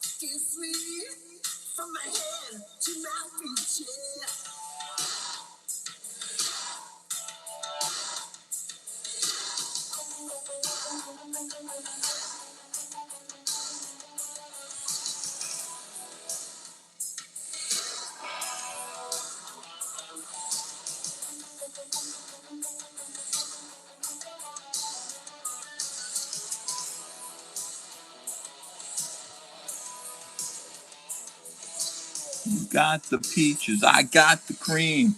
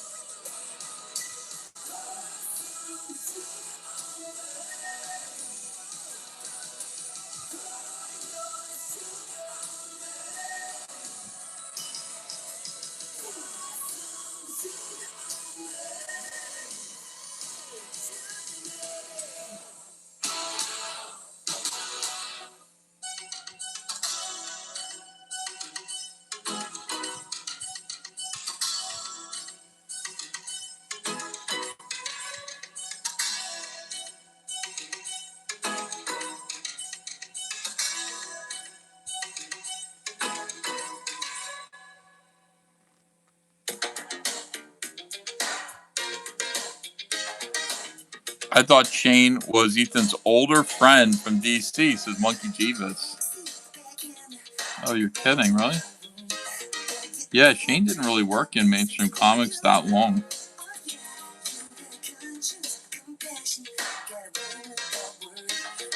I'm always surprised by that. I consider Shane to be like a peer in terms of experience, you know, but he's not. I worked at DC Comics in 1998. That's when I got my first job, which was a Wonder Girl pinup. Man, that was cool. I was like, holy shit, I'm in the big leagues. DC Comics was sending me a DHL package, Airborne Express, of DC Comics paper and reference and a voucher for this pinup of Wonder Girl, Cassie Sandsmark. And I worked my balls. I wasn't even that good. Like, it was my cartoony style, you know? It's like this. But I did the best I could. And it led to another pinup another Wonder Girl pinup for some reason, and an Impulse pinup in 3D. It was a 3D book that DC was doing. It came with 3D glasses. So I got to do a fill-in on Impulse, which was just the assistant editor had written an Impulse story, and it was in a drawer. But they wanted to give something to me to keep me busy. It was an inventory issue of Impulse. Back then, like, you know, they liked to have completed issues of a comic book ready to go. They were called inventory stories. So that in case the scheduling got behind on the main book, they'd have an issue ready to go. They'd anticipate it 3 months ahead of time, the schedule block up, and boom, they'd have this inventory book ready to go. So they gave me that. Like, it was a whole issue of Impulse written by the assistant editor. Oh, it was awful. Like, the script was so bad, but I penciled it, I inked it myself, turned it in, and next thing you know, they gave me the whole book. They said, "You want to take over Impulse?" I said, "Hell yeah." I started with issue number 51 because they were going through the Batman office to use Batman and the Joker for the landmark 50th issue, which was going to be my premiere. So I drew issue 51 first, and then they got permission to use Batman and the Joker. And so my third book at DC Comics had Batman and the Joker in it. It was so cool. And that heralded my arrival as the new Impulse artist, and people really liked me. The fan response was great. Craig Rousseau was the outgoing artist. He had just, his artwork was so simple, and he just kind of outstayed his welcome. After the genius of Humberto Ramos, and you look at those first few issues, like I did a million times. Humberto drew like 20 issues of Impulse. He created the design. Well, no, he didn't create. He did the big feet version of Impulse that appeared in all the comics. He's just absolutely incredible. So Craig Rousseau came in and just basically flattened the book out. No offense to Craig, but he fucking killed the book.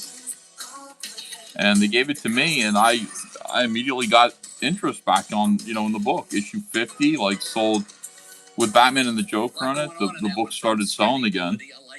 And then people took a look at my work, which was very detailed, and said maybe we'll give the book another try. People of the planet that need the inspiration. And then that's where I met Jeff Johns. Jeff was writing Stars and Stripe, which was like a female version of Impulse, essentially. Has it had an effect on the yucky events of late? I'm not sure. Something to aspire to, though. A lot of people will be glued to the television tomorrow night when the 4 astronauts splash down in the ocean. Oh, that's so cool. That'll be a great way to cap off a tumultuous week in the world. For a lot of people, astronauts and going off into space is, at least in this case anyway, about the dark side of the moon, speaking of Pink Floyd. Yeah, that is really neat. I'm glad there's all this emphasis on NASA right now.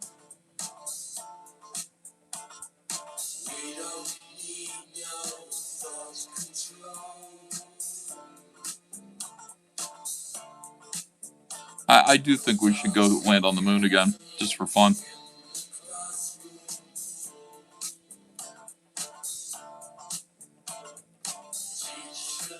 I know it would be expensive, but we should do it. There are too many people now where, like, the moon landing was 50 years ago. 55 years ago.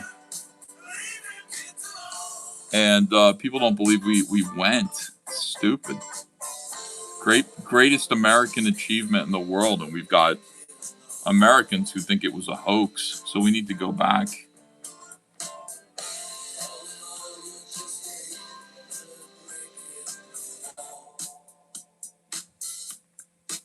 Ramos is trash today, says Jay Gott. I haven't seen his work lately.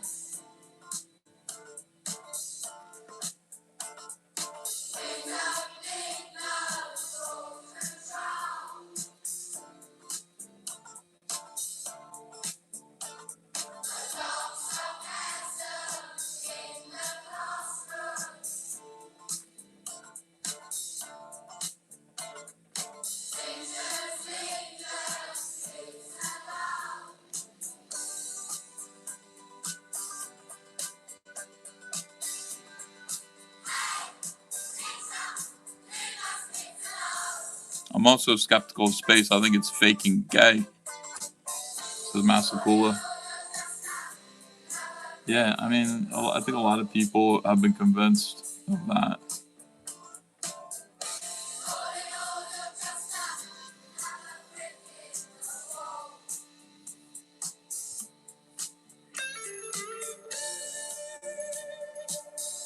And that to me is reason enough to go back because, you know, we can't just allow that great American achievement to just fade away into rumor. You know what I mean? We really need to go back and just like plant our flag there again, so to speak, and just shut the conspiracy retards up.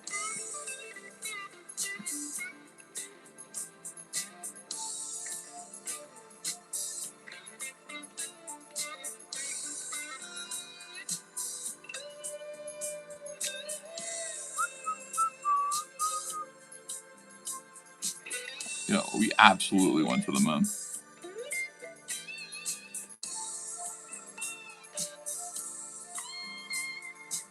And we'll do it again. Because we're Americans. We can do it.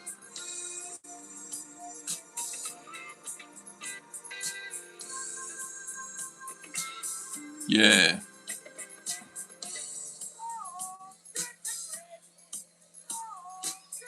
If you don't get meat, you can't have any pudding. How can you have any pudding if you don't get meat? If you don't get meat, yes. Can't you have pudding instead? Can you have any pudding? And you don't like it.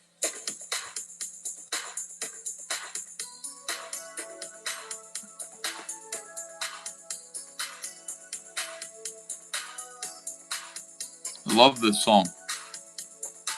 When this song used to come on in the 80s, my dad or my mom would like go, ugh, and flip the station real quick.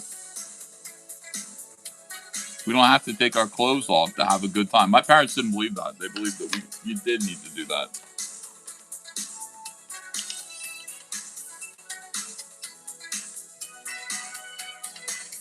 Not a word from your lips. Just took for granted that I want to skin it in. He just took it for granted. That's your game. But I'm not a piece of meat. I'm not a piece of meat, guys. Stimulate my brain. So are we. Let's get to know each other better so it easily. Take my hand. Let's hit the floor. Shake your body to the music. Maybe then you're small. So come on, baby. We can show some class. Why you wanna move so fast? We don't have to take our clothes off. To have a good time. Oh no. We could dance all night, all night, drink some cherry wine. We don't have to take our clothes off. Have a good time. Oh no. We could dance and party all night, drink some cherry wine. How would you get past the Van Allen belt? You go around it. I mean, the Van Allen belt is just a belt. You can dodge it. And not only that, the radiation isn't that great. Just slow down. If you want me, It's just okay. Like you can actually get through it just fine. romantically, I got me. Just like you, Conversations, good vibrations. through and through. So come on, baby, we can show some class. Why you wanna move so fast? We don't have to take our clothes off. Have a good time. Oh no, we could dance and party all night, and drink some cherry wine. We don't have to take our clothes off to have a good time. Oh no.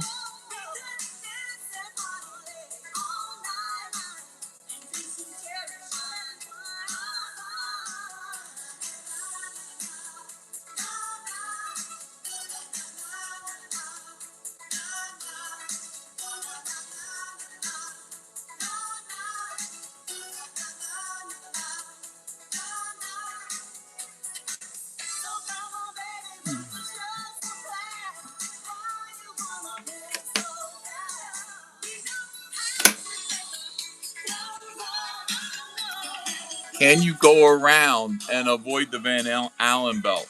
Yes. Spacecraft can effectively go around the most dangerous parts of the Van Allen belt, or minimize exposure while passing through them. The belts aren't a solid wall.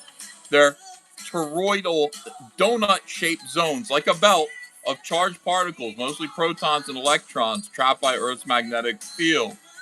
How they go around? You go around the belt. That's how. Okay, thank you. I know what I'm talking about, Vasilis Lolos. Thank you. 80s on 8. Vasilis Lolos, I know what I'm talking about.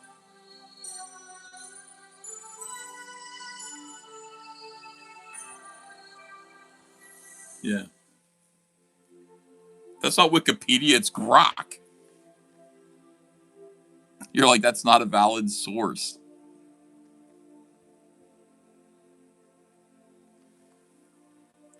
Mormon Jesus was the first man on the moon. Probably, yeah, but he's not a man. Mormon Jesus created the moon.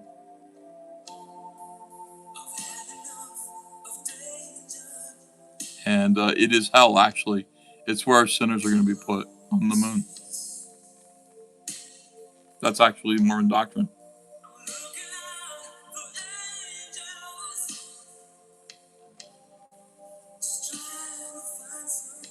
Well, that's why they call it the Van Allen belt. It's donut shaped. You can go, you can dodge it, essentially. It's just like a ring around Earth.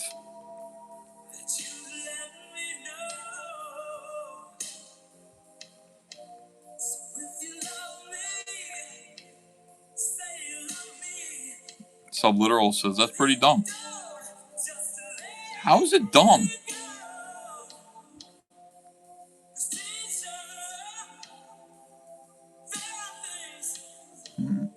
I don't wanna learn, but the Van Allen belt made me cry. So I don't want to learn to hold Jews, kiss Jews, kiss that wall. You will kiss the wall.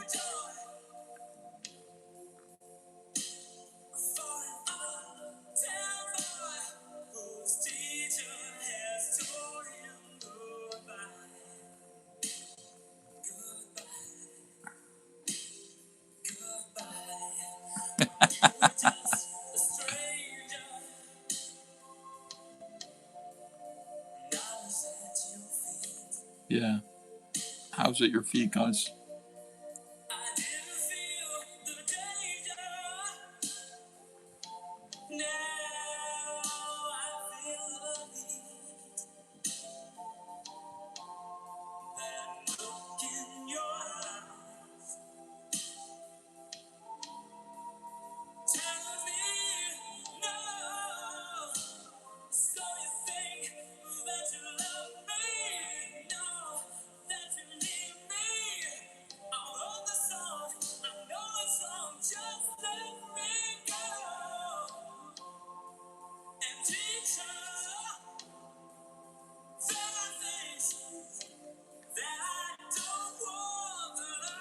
Don't worry, Cool Breeze. Thomas K. Drama, yeah, I know, but it's just not. The danger obviously is overstated.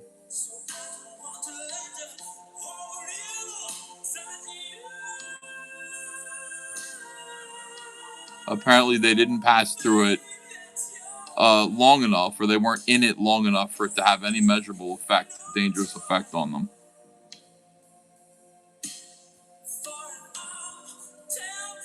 I mean, it's just the reality is, how did they survive getting to the moon, getting through the Van Allen belt? Like, wouldn't that kill them? And the answer is no, because they did do it.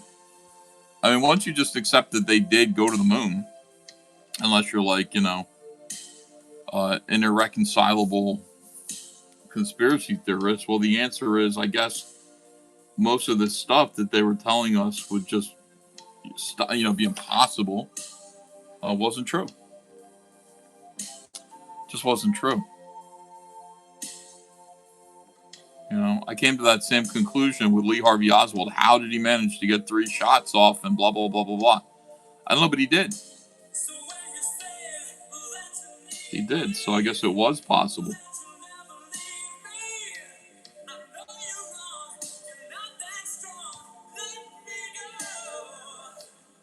I used to be a big-time conspiracy theorist, JFK conspiracy theorist. I read everything. I read every book. That actually made me a conservative. I think the JFK assassination really affected my politics a lot because I saw it as communists, as leftists, Democrats.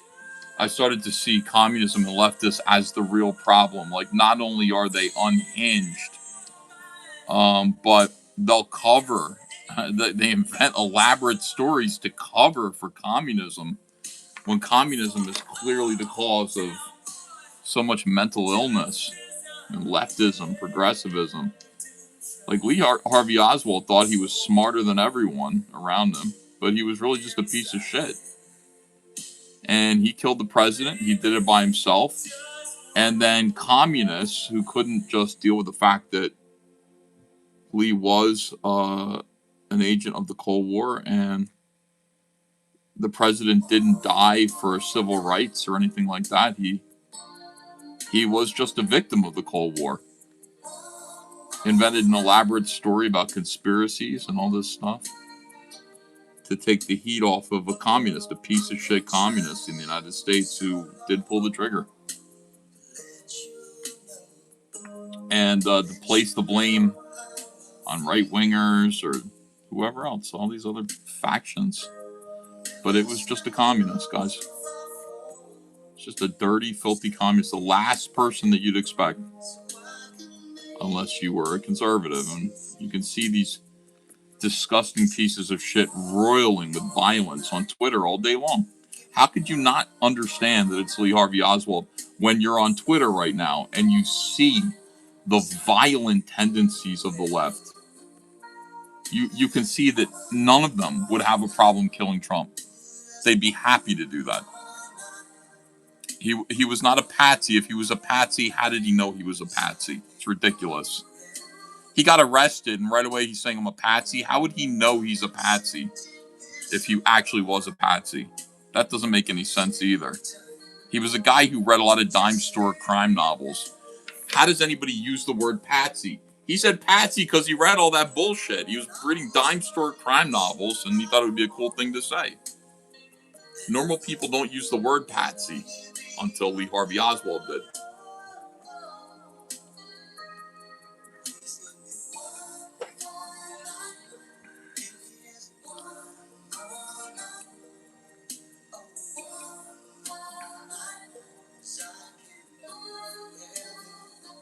He knew he didn't get the shot, so it's just Batman. He got the shot all right. That headshot, that was Lee, from behind.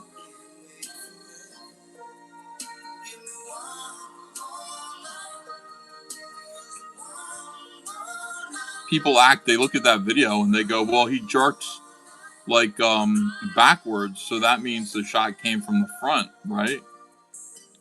These people are all, it's like you've seen people get shot in movies. That's just not what, the one surefire way to know where the shot came from is by looking at the exit wound debris, which way that it goes. Because it doesn't, if you get shot from the front, there isn't a mist of debris where the shot enters. There's a mist of debris where the shot exits, and that would mean you were shot from the opposite direction. So you can see in the Zapruder film that regardless of which way Kennedy's body reacts, which is entirely involuntary and about muscles closing down, I mean, just fucking your nervous system disrupted because you got shot in the head. Regardless of any of that, you can see where the mist and debris is coming from. It's coming from the front. It goes out the front and up because Lee was behind him. And that's how you know where the shot came from. Simple as that.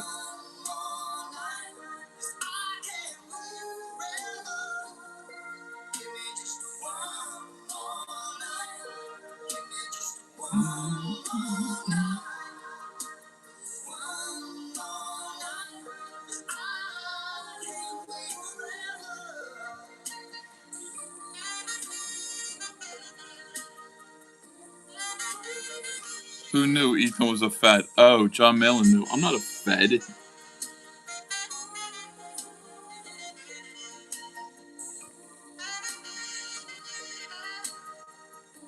How would I be a Fed? You guys, I was working at DC Comics all this time. How would I be a Fed? You guys can map my career. You guys can watch me. Where? At what point did the federal government decide to use me as an asset? And for what reason? Silly.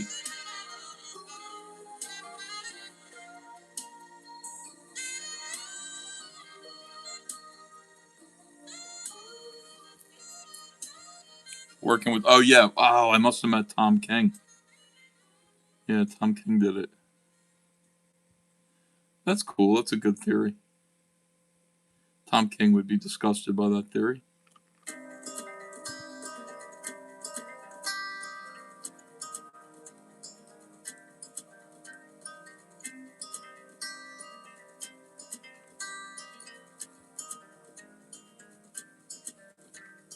Written in these walls are the stories that I can't explain. Leave my heart open, but it stays right here. Yeah, Tom King actually is a Fed. And that would be terrifically surprising to me to learn that, like, he was involved in the suppression of Comicsgate in some way. Seems to me that when I die, these words will be written on my stone. You told us the story of being blindfolded in the van. That was the CIA. No, it wasn't. It was the mob. That was a weird Pakistani mafia. I don't actually know if it was Pakistani. Persian, I think. I think he said he was Persian.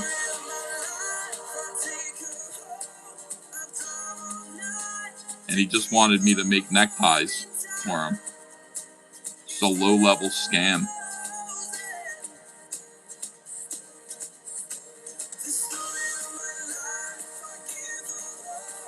That's how the mob works in Jersey. It's like, it's all pretty low-level stuff, you know? They're not like defrauding banks or anything. Most of these guys are just like petty crime.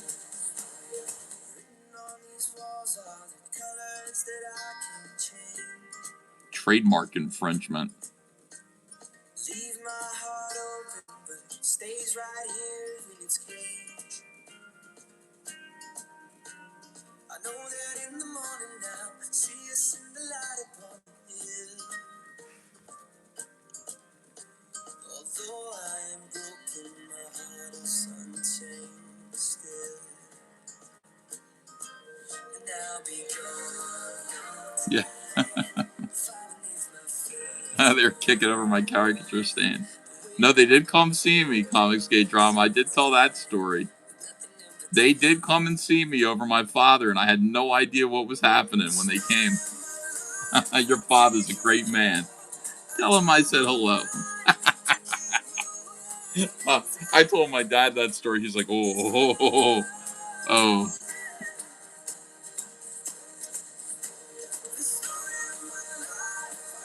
That was a good moment.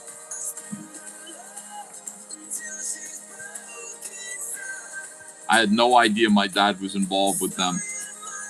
So here's this old man, clearly Italian, greasy. I remember he had liver spots, and he had two big, muscular Italian guys with him, and I figured they were his sons or something. And he said, "Hey, I know you, or I know your father. Are you Ethan? You're his son. You're Harvey's boy." And I said, "Yeah." He said, "He's doing some work for me. I want you to know. Let me shake your hand. Your father's a great man. you tell him that, and I can't remember the guy's name, you tell him so-and-so said hello, and that I met his son, okay? You tell him I said hello. And I was like, oh, shit. I was like, okay, I will. Thank you, sir. Would you like a caricature? No, not at this time, but I might come back and see you. Okay, I'll be here. Oh, fuck.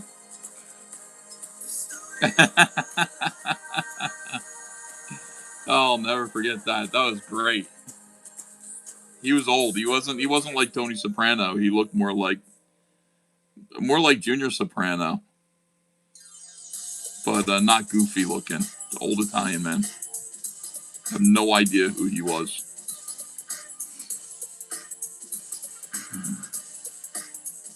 No, he did not kiss me on the cheek. He wanted to shake my hand, and he wanted me to send a message to my father. And the message was, we know where your son is.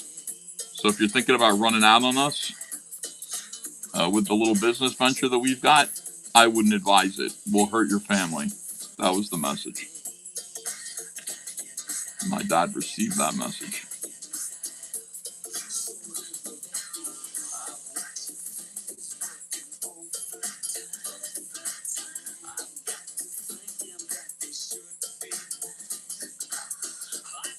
And they're very friendly. Very friendly.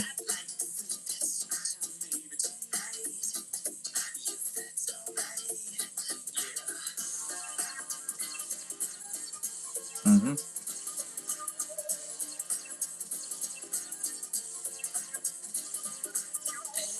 And my dad was an attorney, and he dealt with drunk drivers and things like that. You know what I mean? He was criminal law.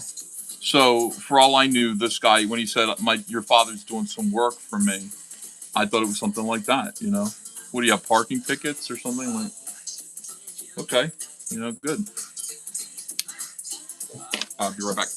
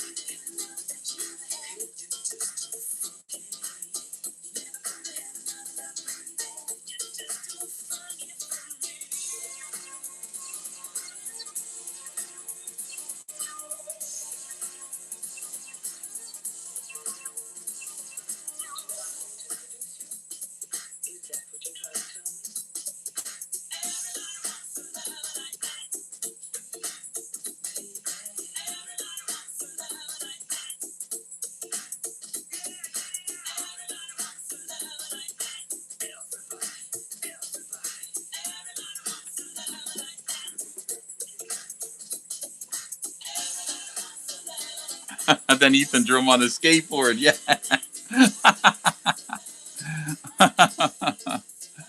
Yeah, that would have been great.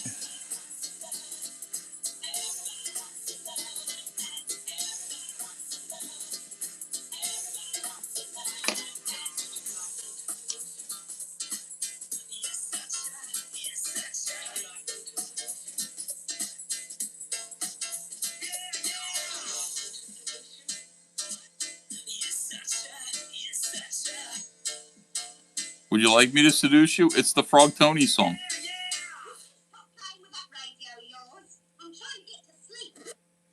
Didn't Frog Tony use that line on, what's her name?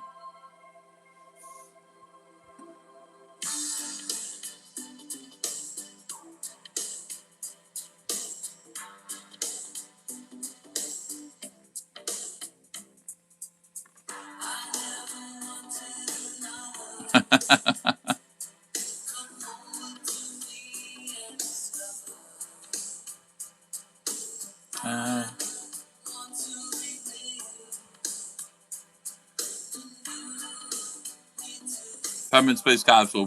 We got, wow, what is going on with your typing? You got to get used to the idea of living in space. It might be hundred thousands of years, but one day the sun will go out, so we better be ready. Did you get my email on the 12th of March? Yes, I did. I turned it over to Brighton. Did Brighton take care of you?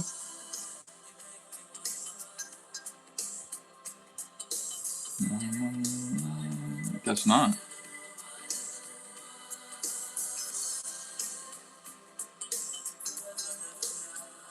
You missed my member chat, Pie Man. I just read it.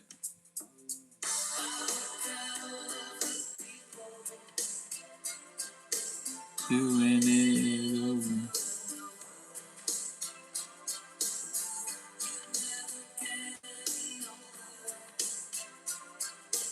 I'll send it again. I will remind him again tomorrow. He's gone for the day today. By the way, I do have the new prints for this weekend.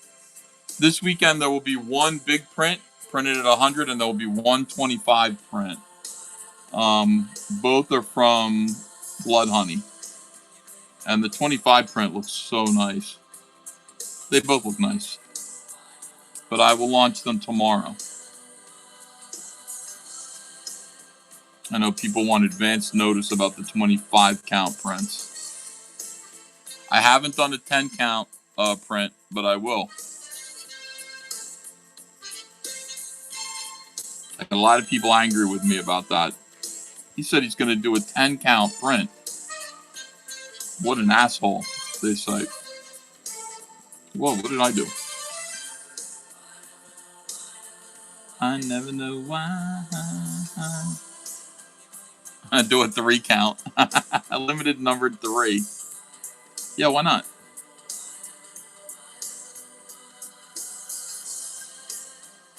You really got to be awake. If I did a 3 count print, like one of you would just buy all 3 of them.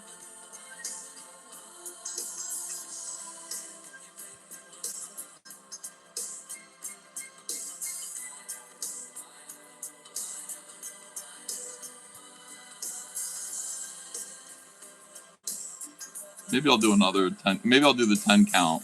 Maybe it'll be 15.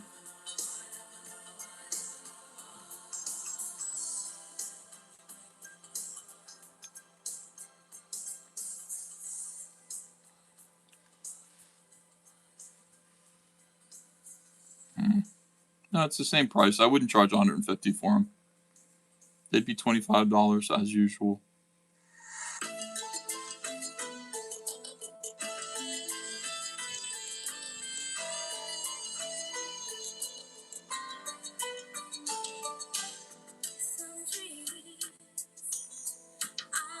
In that time. And some seem like yesterday, but wisdom found a fade. Ships sail away. You long to say 1,000 words, but seas and shade. It feels like it's forever.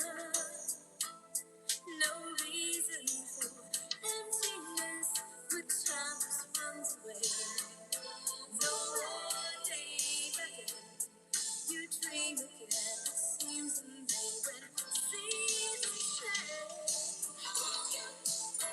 I want to feel you by my side. I need you. Don't you know I need you, baby?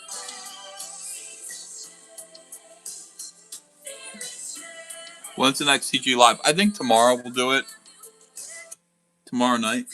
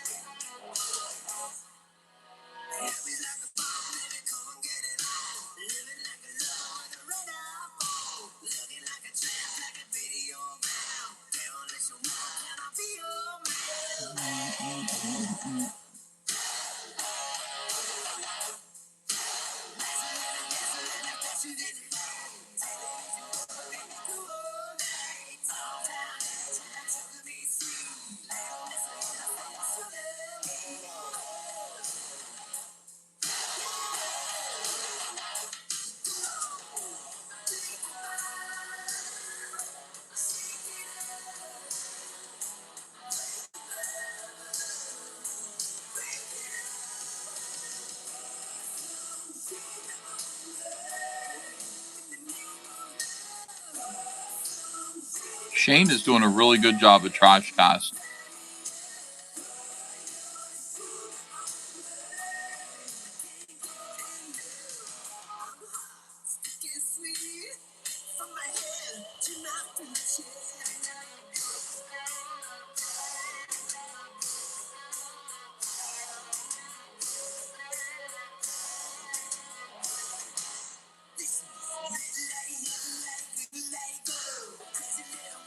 Oof.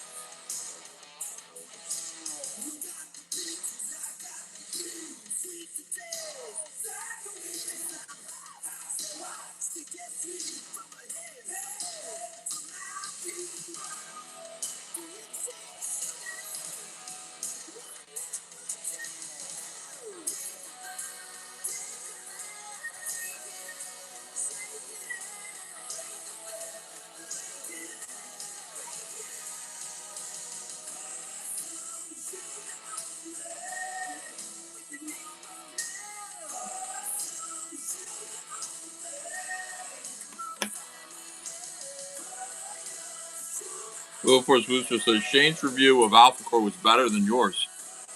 Damn, it must be great then. Darmax says just got around to watching Shane's comic review, and he was a lot harsher than you. His critique is still valid and on point. Wow. Yeah. Well, I mean, somebody told Shane that Chuck Dixon was a better writer than Shane. And Shane's like, well, I haven't read any of his work, so I better go read it. And then I told him it was bad. I told Shane that Chuck Dixon's Rippaverse work was really bad. And people find that hard to believe. They think it's like Ethan's just saying that because he doesn't like Eric. But none of you N-words have read Chuck Dixon's Rippaverse shit. I have. And then Shane just did. You can't read that stuff and seriously think it's good. Not with your brain on.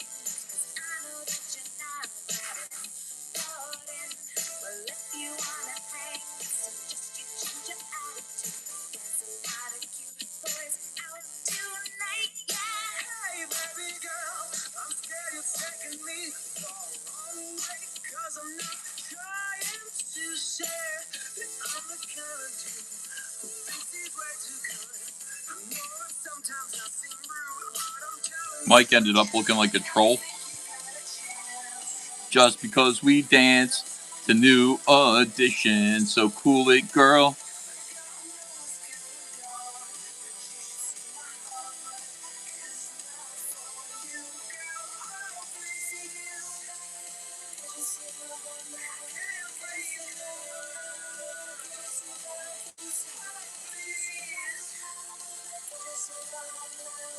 Can't you see my, can't you see my, can't you see my?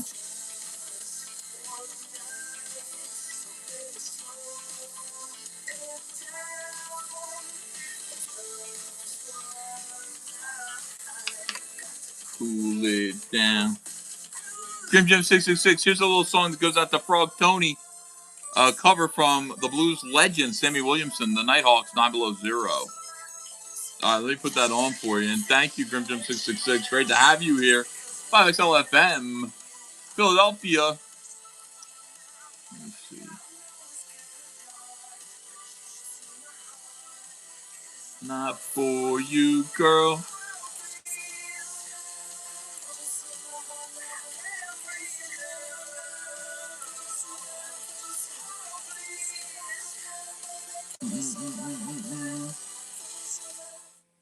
Here we go. He's a wonderful pianist, a very good singer, and one of the greatest of all time, a harmonica, and a very good singer, a handsome fella, by the name of Sonny Boy Williamson.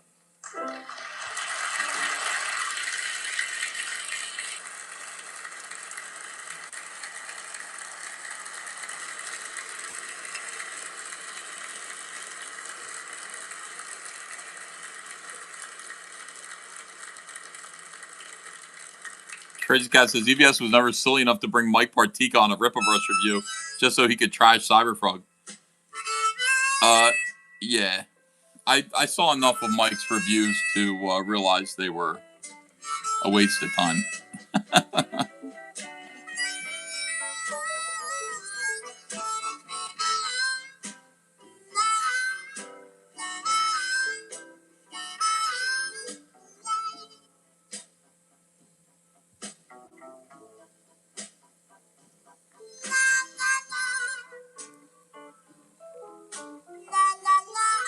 Shane's review was undermined when he brought Mike Partika on. Don't believe the hype, B. Huh. Yes. And this is a pity.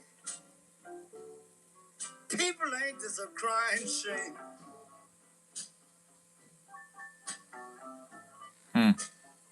I declare it's a pity.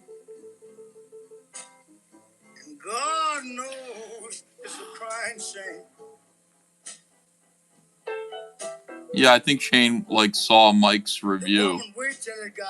I watched one or two of Mike's Cyberfrog Wreck Planet reviews, and I was like, this is clickbait. Like, none of this is valuable information. If there's a spelling error, Mike will catch it, you know. Well, he doesn't know what he's talking about.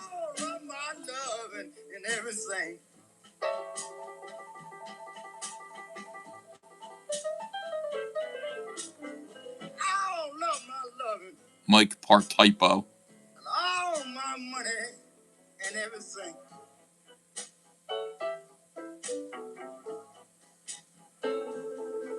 Yeah, there's 9 below 0 and she done. Lit Dev gave a really good review of Wreck Planet in the sense that it was informative and helpful.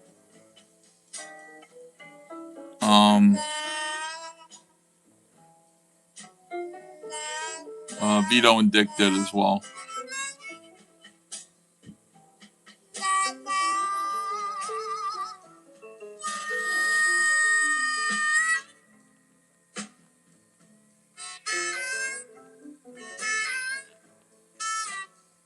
Mephistopheles and E are on good terms. Why do you say that, A. Riley, in it? What'd I do? What'd I do?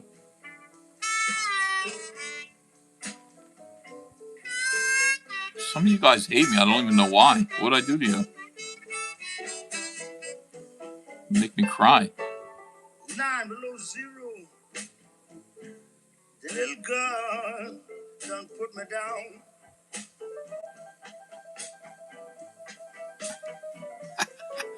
9 below zero. You like siesta? Siesta these nuts? That doesn't even make sense. Done put me down.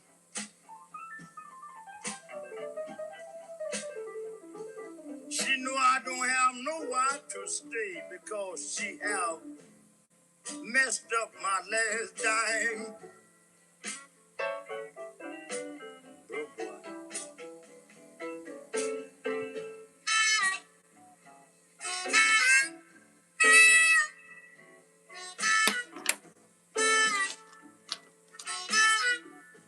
It makes sense to these nuts.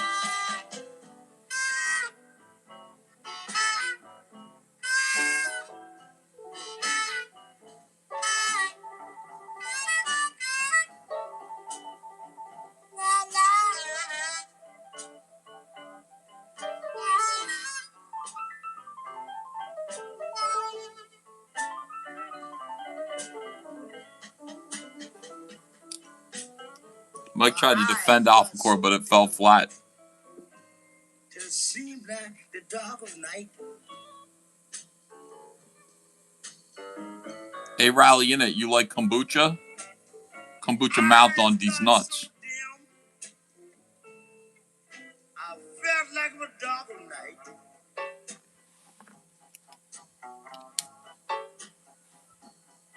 All my money's gone. And the woman don't treat me right. What would you do? Tell me, what would you do?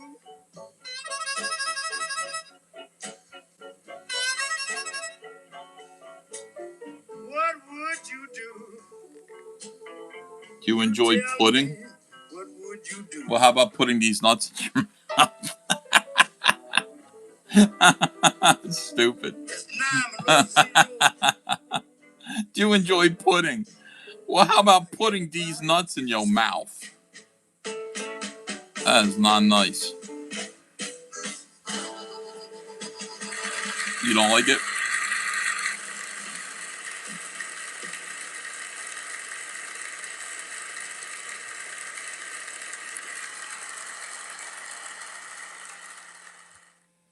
All right. I don't know. I don't know how you feel about putting these nuts in your mouth.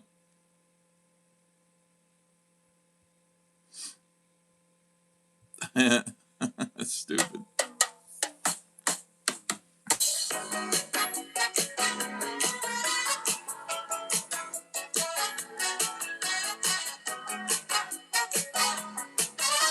I'm not telling Eric July jokes.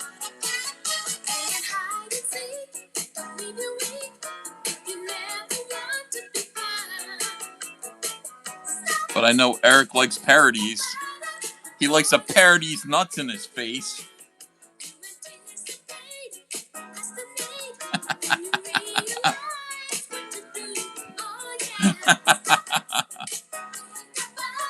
That's stupid.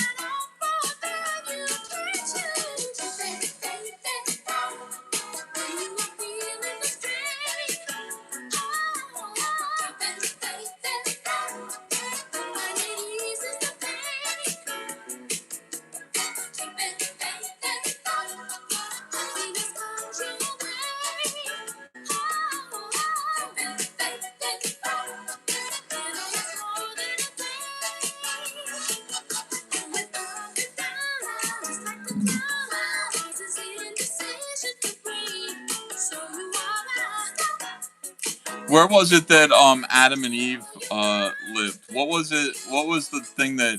Where did God put them? What was that place called? Having an old man moment.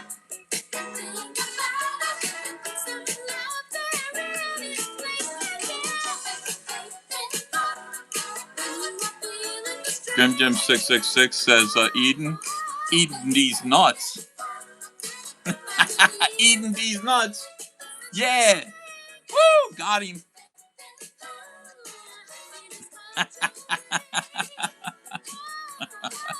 Everybody's trying. Everybody's trying to give me a different answer so I don't say eating these nuts. Oh my god. Yeah.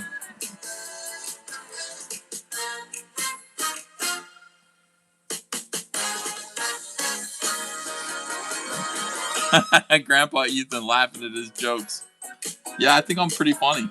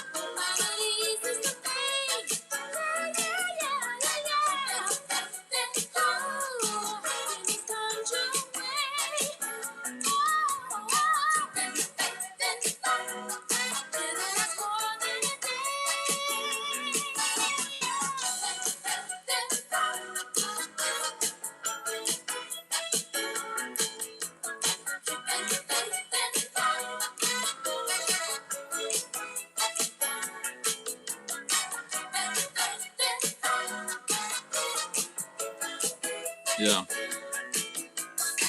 How many pages left for Rainbow? I don't know, like 15? We looked at all the pages earlier. Just doesn't end. It's never gonna end. Oh.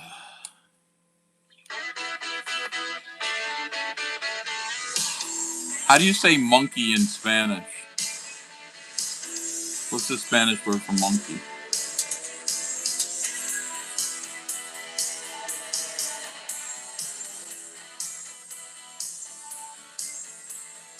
Or like ape? Mono? El monkey. No, it's not Eric July. That's not the name for Monkey-O.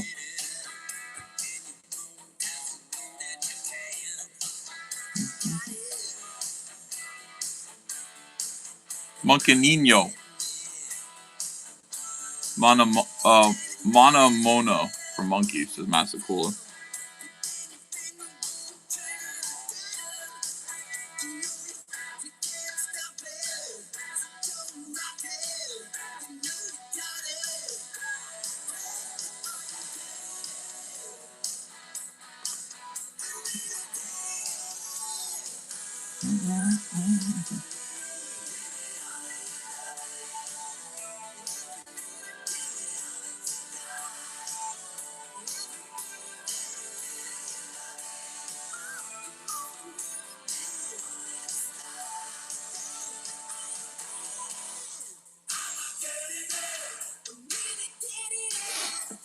I'm getting it.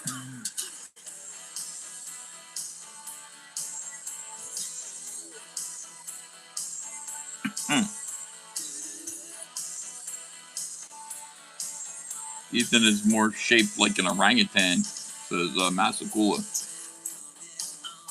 What's the Spanish word for orangutan?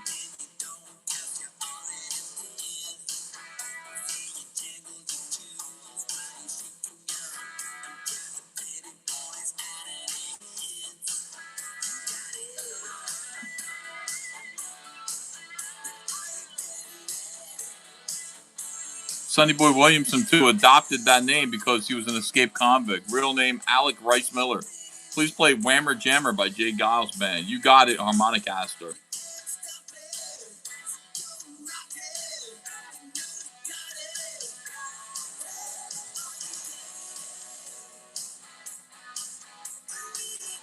Here we go. Outside of Chicago. Maddie, let me do a little Whammer Jammer.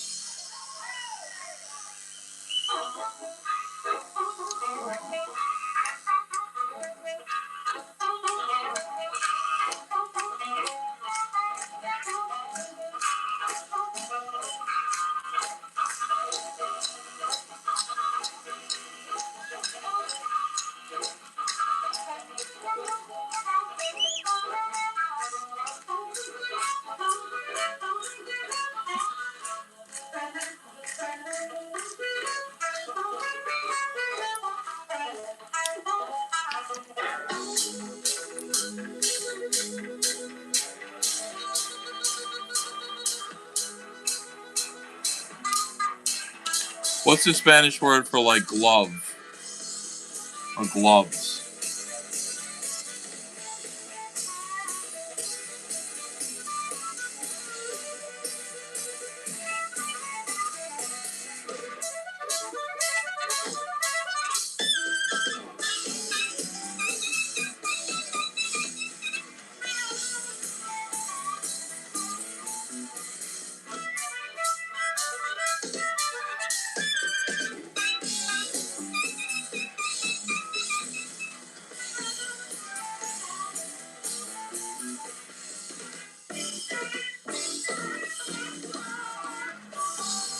Hello, Ian Chat. The wedding was successful, and now I need to get used to saying my wife now. Congratulations. Can't wait for Shane's review on my Mighty Golden Patriot. Is he doing that? That's great.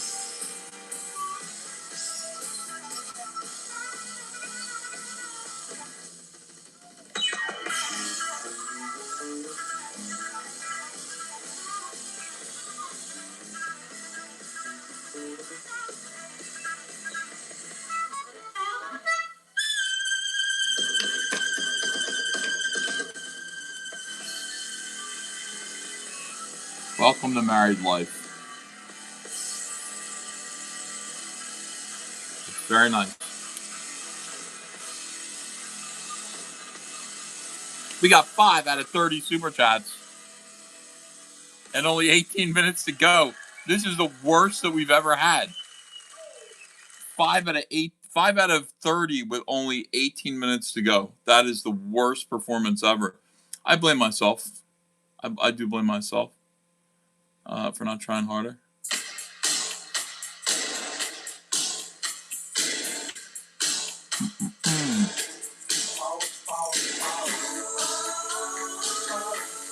Evan in the chat says, we all suck. Yeah. Suck these nuts. I got another these nuts in there, guys.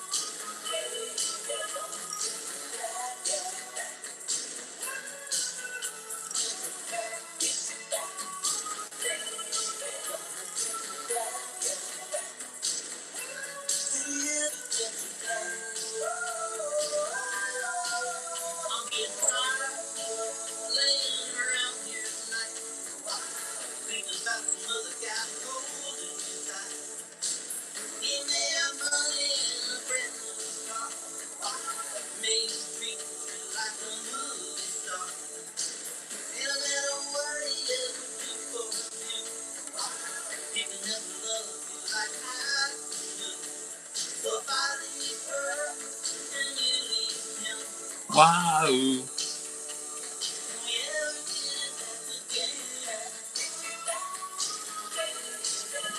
Get your back now.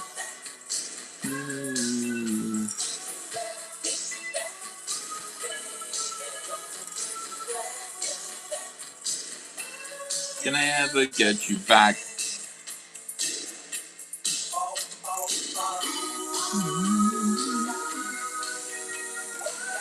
I can't wait to listen to Shane's review.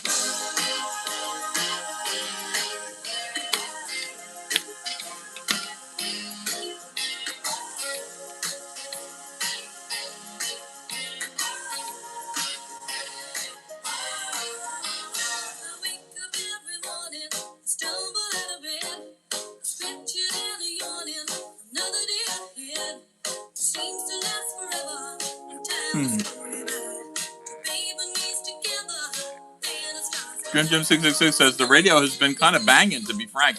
I have to admit, I'm a little more of a Priest over Maiden fan solo. Solos will melt your damn face off. Anyway, here's Judas Priest delivering the goods. Hell, Comicsgate, thank you. Well, we got to 6, guys. Not bad.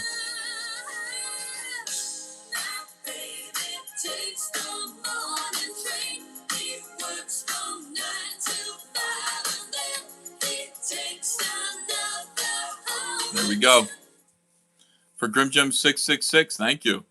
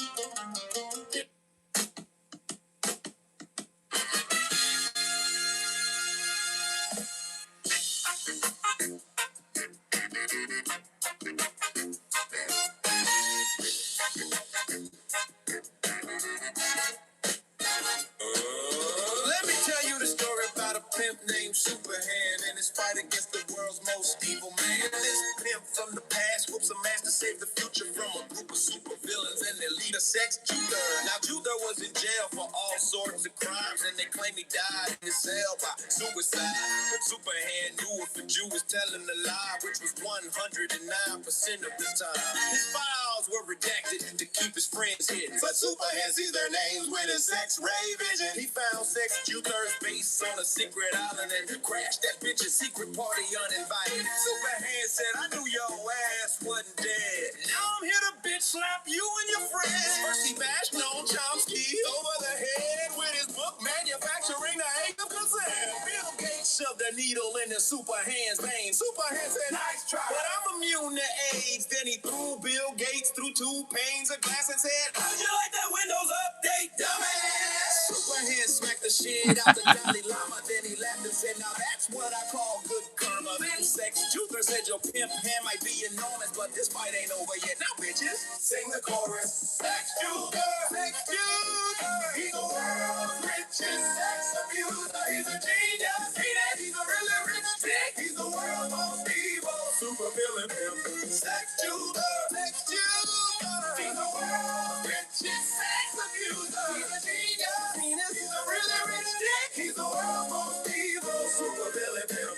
Superhand said to Jeff Bezos, you're past your prime Amazon boy. Welcome to the jungle. Bezos tried to make Superhand's package go missing, but Superhand delivered Jeff a bitch slap with free shipping. Zuckerberg tried choking Superhand to death, but the fight only took place inside his VR headset. Superhand slapped the headset off Zuckerberg's face, but his VR goggles were just regenerate. Then a man in green tights said they called me the diddler. Tupac and Biggie both know that I'm a killer. Superhand laughed and said, you look fruity, nigga. The diddler said, watch your step. As his trap was triggered, he tried to drown Superhand in the baby oil bath, but his afro soaked it up, then he ripped off the diddler's mask. Superhand said, oh shit, look, it's P. Diddy. Then slapped him to death for his music being shitty. Superhand freed all the sex slaves from the plantation and made Sex Juther paid him sex slave reparations. Then he slapped Sex Juther and Ghislaine in the face and said, this is for giving us pimps a bad name.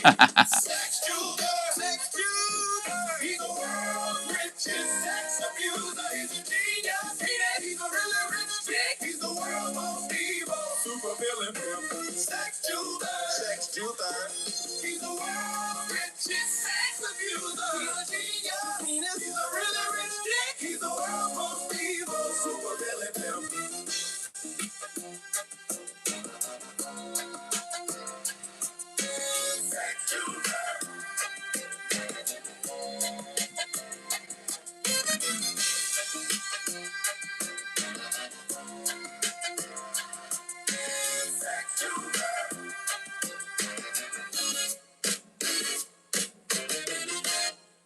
Yeah. Okay. So then, the $39 trillion debt, not a problem, because the entire world is going to be dead, except for greatest country, China. And also India, where it will still smell like shit. The world will be ruled by China, you stupid idiot, okay? If you are not into China, then you're kind of screwed, okay? You die in this area. You die in this area especially. This area, you also die, okay? So again, Donald Trump is an idiot, but he's so stupid, he's become a genius. Look at him. So again, you're like, wait, Trump's an idiot. Where would he get this? Where would he get his Iran war idea from? How would he know how to do this? And the answer is the Jews. Okay, so let me show you how you die. Okay, so this is the map of you dying. And as you can see, the dark red are areas in which you die the most. The pink are areas in which you still die, but just a little slower. All right? And it's good for China. Okay?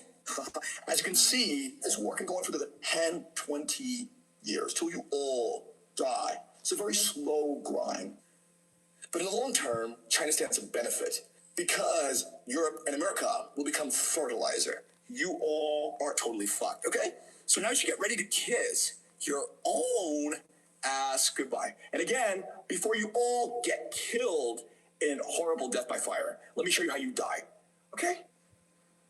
See, this chart right here, it says, oh, fuck yeah, you all gonna die, okay?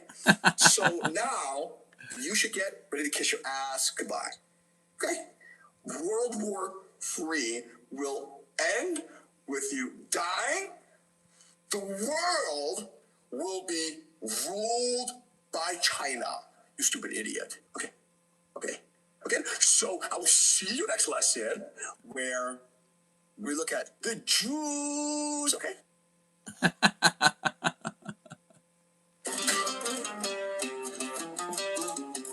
Yeah.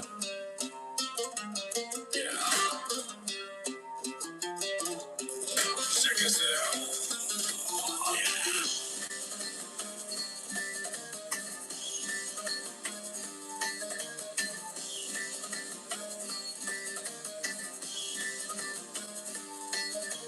Changes my bitch up, smack it my bitch up. Changes my bitch up, smack it my bitch up. Changes my bitch up, smack it my bitch up. Changes my bitch up, smack it my bitch up.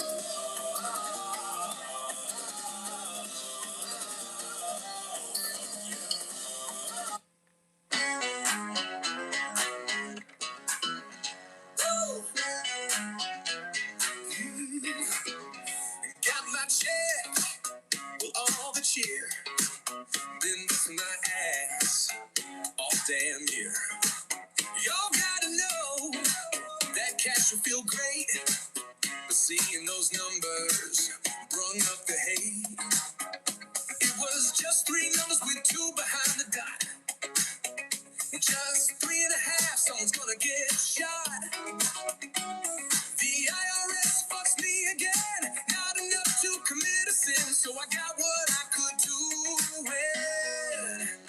Gonna get me some menthols and 40. The IRS only gave me tree fitty. The tax man keeps on treating me shitty. Can't even get trashed on what they gave me.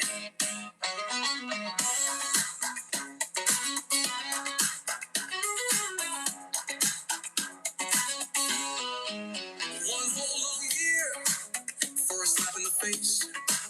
The Fed has a way of putting people in place. Those sons of bitches will give you a smile while screwing you back, then bending you over. All I can do is sit in place. Can't even get myself shit faced. What can you do as you sit in gloom while the man fucks you, knowing tax is gonna come back soon with only tree fitty burning hot? Can't even afford some good pie. Gonna get me some menthols and 40, 'cause the IRS only gave me tree fitty. The tax man keeps on treating me shitty. Can't even get trashed on what they gave me.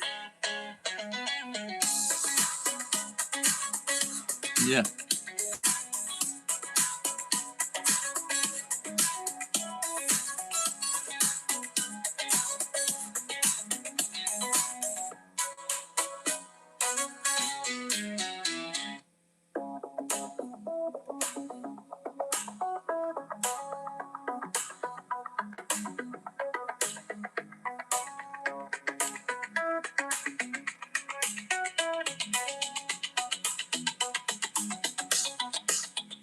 Gonna get me some menthols and 40, 'cause the IRS only gave me tree fitty. The tax man keeps on treating me shitty. Can't even get trashed on what they gave me.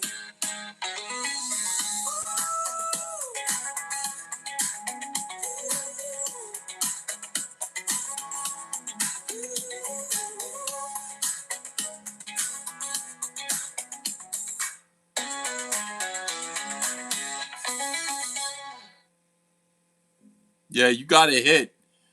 You got to hit on a 15 against anything 7 or above. Absolutely.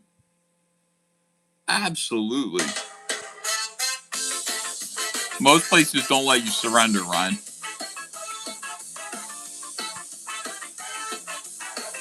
Casinos are closing down advantages for the player. I seen you around for a long, long time. I really think that you're a Jewish spy. Why is Epstein your friend? Why is Epstein your friend? Why is Epstein your friend? Why is Epstein your friend?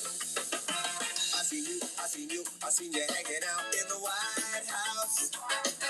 I saw that you sure do get around.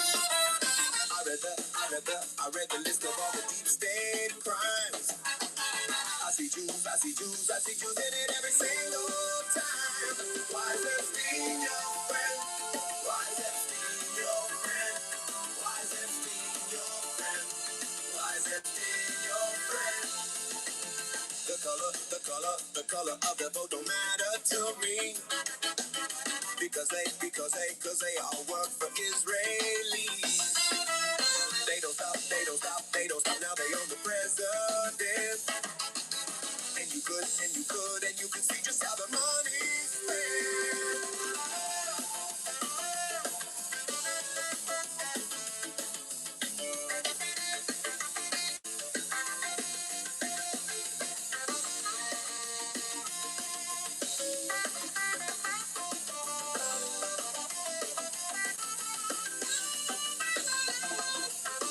Sometimes I don't speak nice, but did I know what I was talking about? I know you're working with the CIA on behalf of the Jewish mafia. Why is Epstein your friend? Why is Epstein your friend? Good question. Why is Epstein your friend? Why is Epstein your friend? Why is Epstein your friend? Why is Epstein your friend? Why is Epstein your friend? Why is Epstein your friend? Why is Epstein your friend? Why is Epstein your friend? Why is Epstein your friend? Yeah, JF Garepi, why?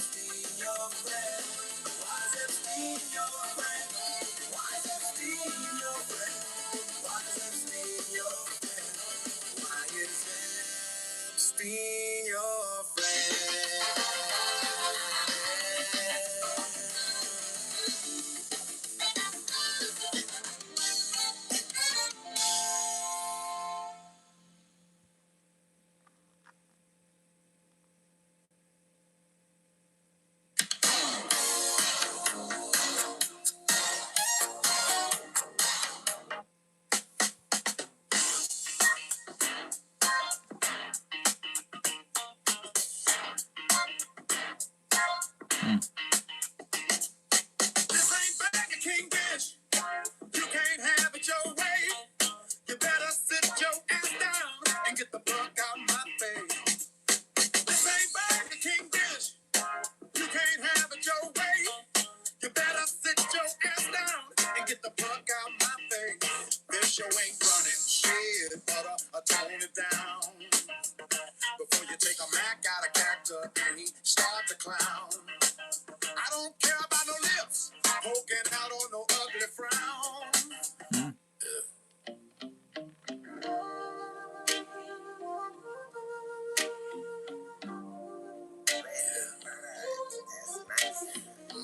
I told you, baby.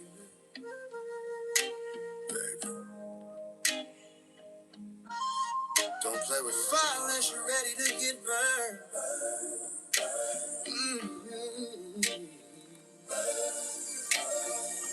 You said you can handle it. Yeah. Now look at you. Can't sleep, can't think, can't eat. That's that toxic chemistry type love. You said you wanted something real, real. Not just sex, I wanna give you chills, chills. Told me come and take control, control. Now you're caught up in the thrill. I hit it once, now you're texting come through. Tryna blame me for what that big do. But baby, I warned you before. Once I touch your body, you come back for more. Every touch, every kiss got you fiend. You said never again, but do you mean it? I'm your drug, your desires, your secret. You keep running back, you can't leave it. Now you hypnotized. Oh yeah, yeah, yeah, yeah. I put my tongue between them thighs. Feel this pick up in your spine. Everything you done, but I know you lie. Now you hypnotized. Oh yeah, yeah, yeah, yeah. I put my tongue between them thighs. Feel this pick up in your spine. Everything you done, but I know you lie. You hypnotized.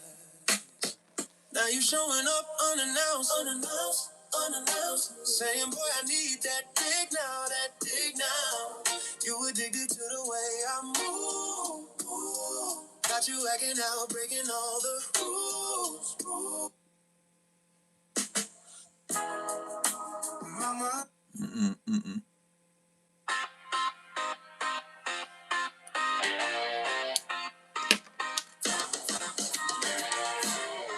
You're as cold as ice. They're willing to blast your face with guns.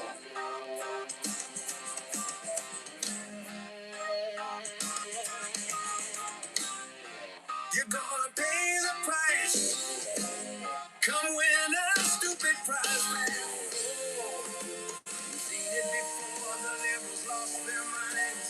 They opened the door, let the third world inside. You're blocking the road, you're driving away. Goods no longer breathing, cause some cops don't play.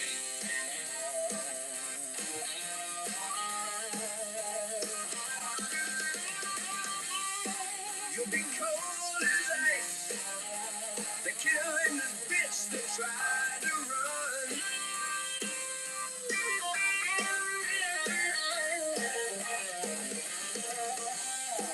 You can roll the dice. Someday you'll pay the price. Fast food. You've seen this before. The liberals lost their minds. You open the door for a pretty good time.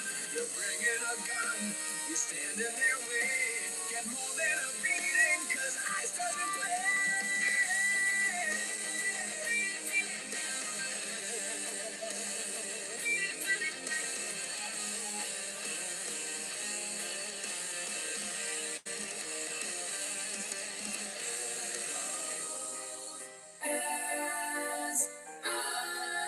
You know that you are cold as ice. As cold as ice. Fuck yeah. Fuck yes.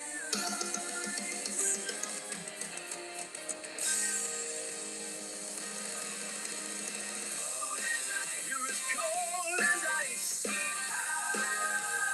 Cold as ice. Cold as ice. Yes, I know. Cold as ice. Cold as ice. Cold as ice. Cold as ice. Yes, I know. You're as cold as ice. Cold as ice. Fuck yeah. Oh, fuck yeah.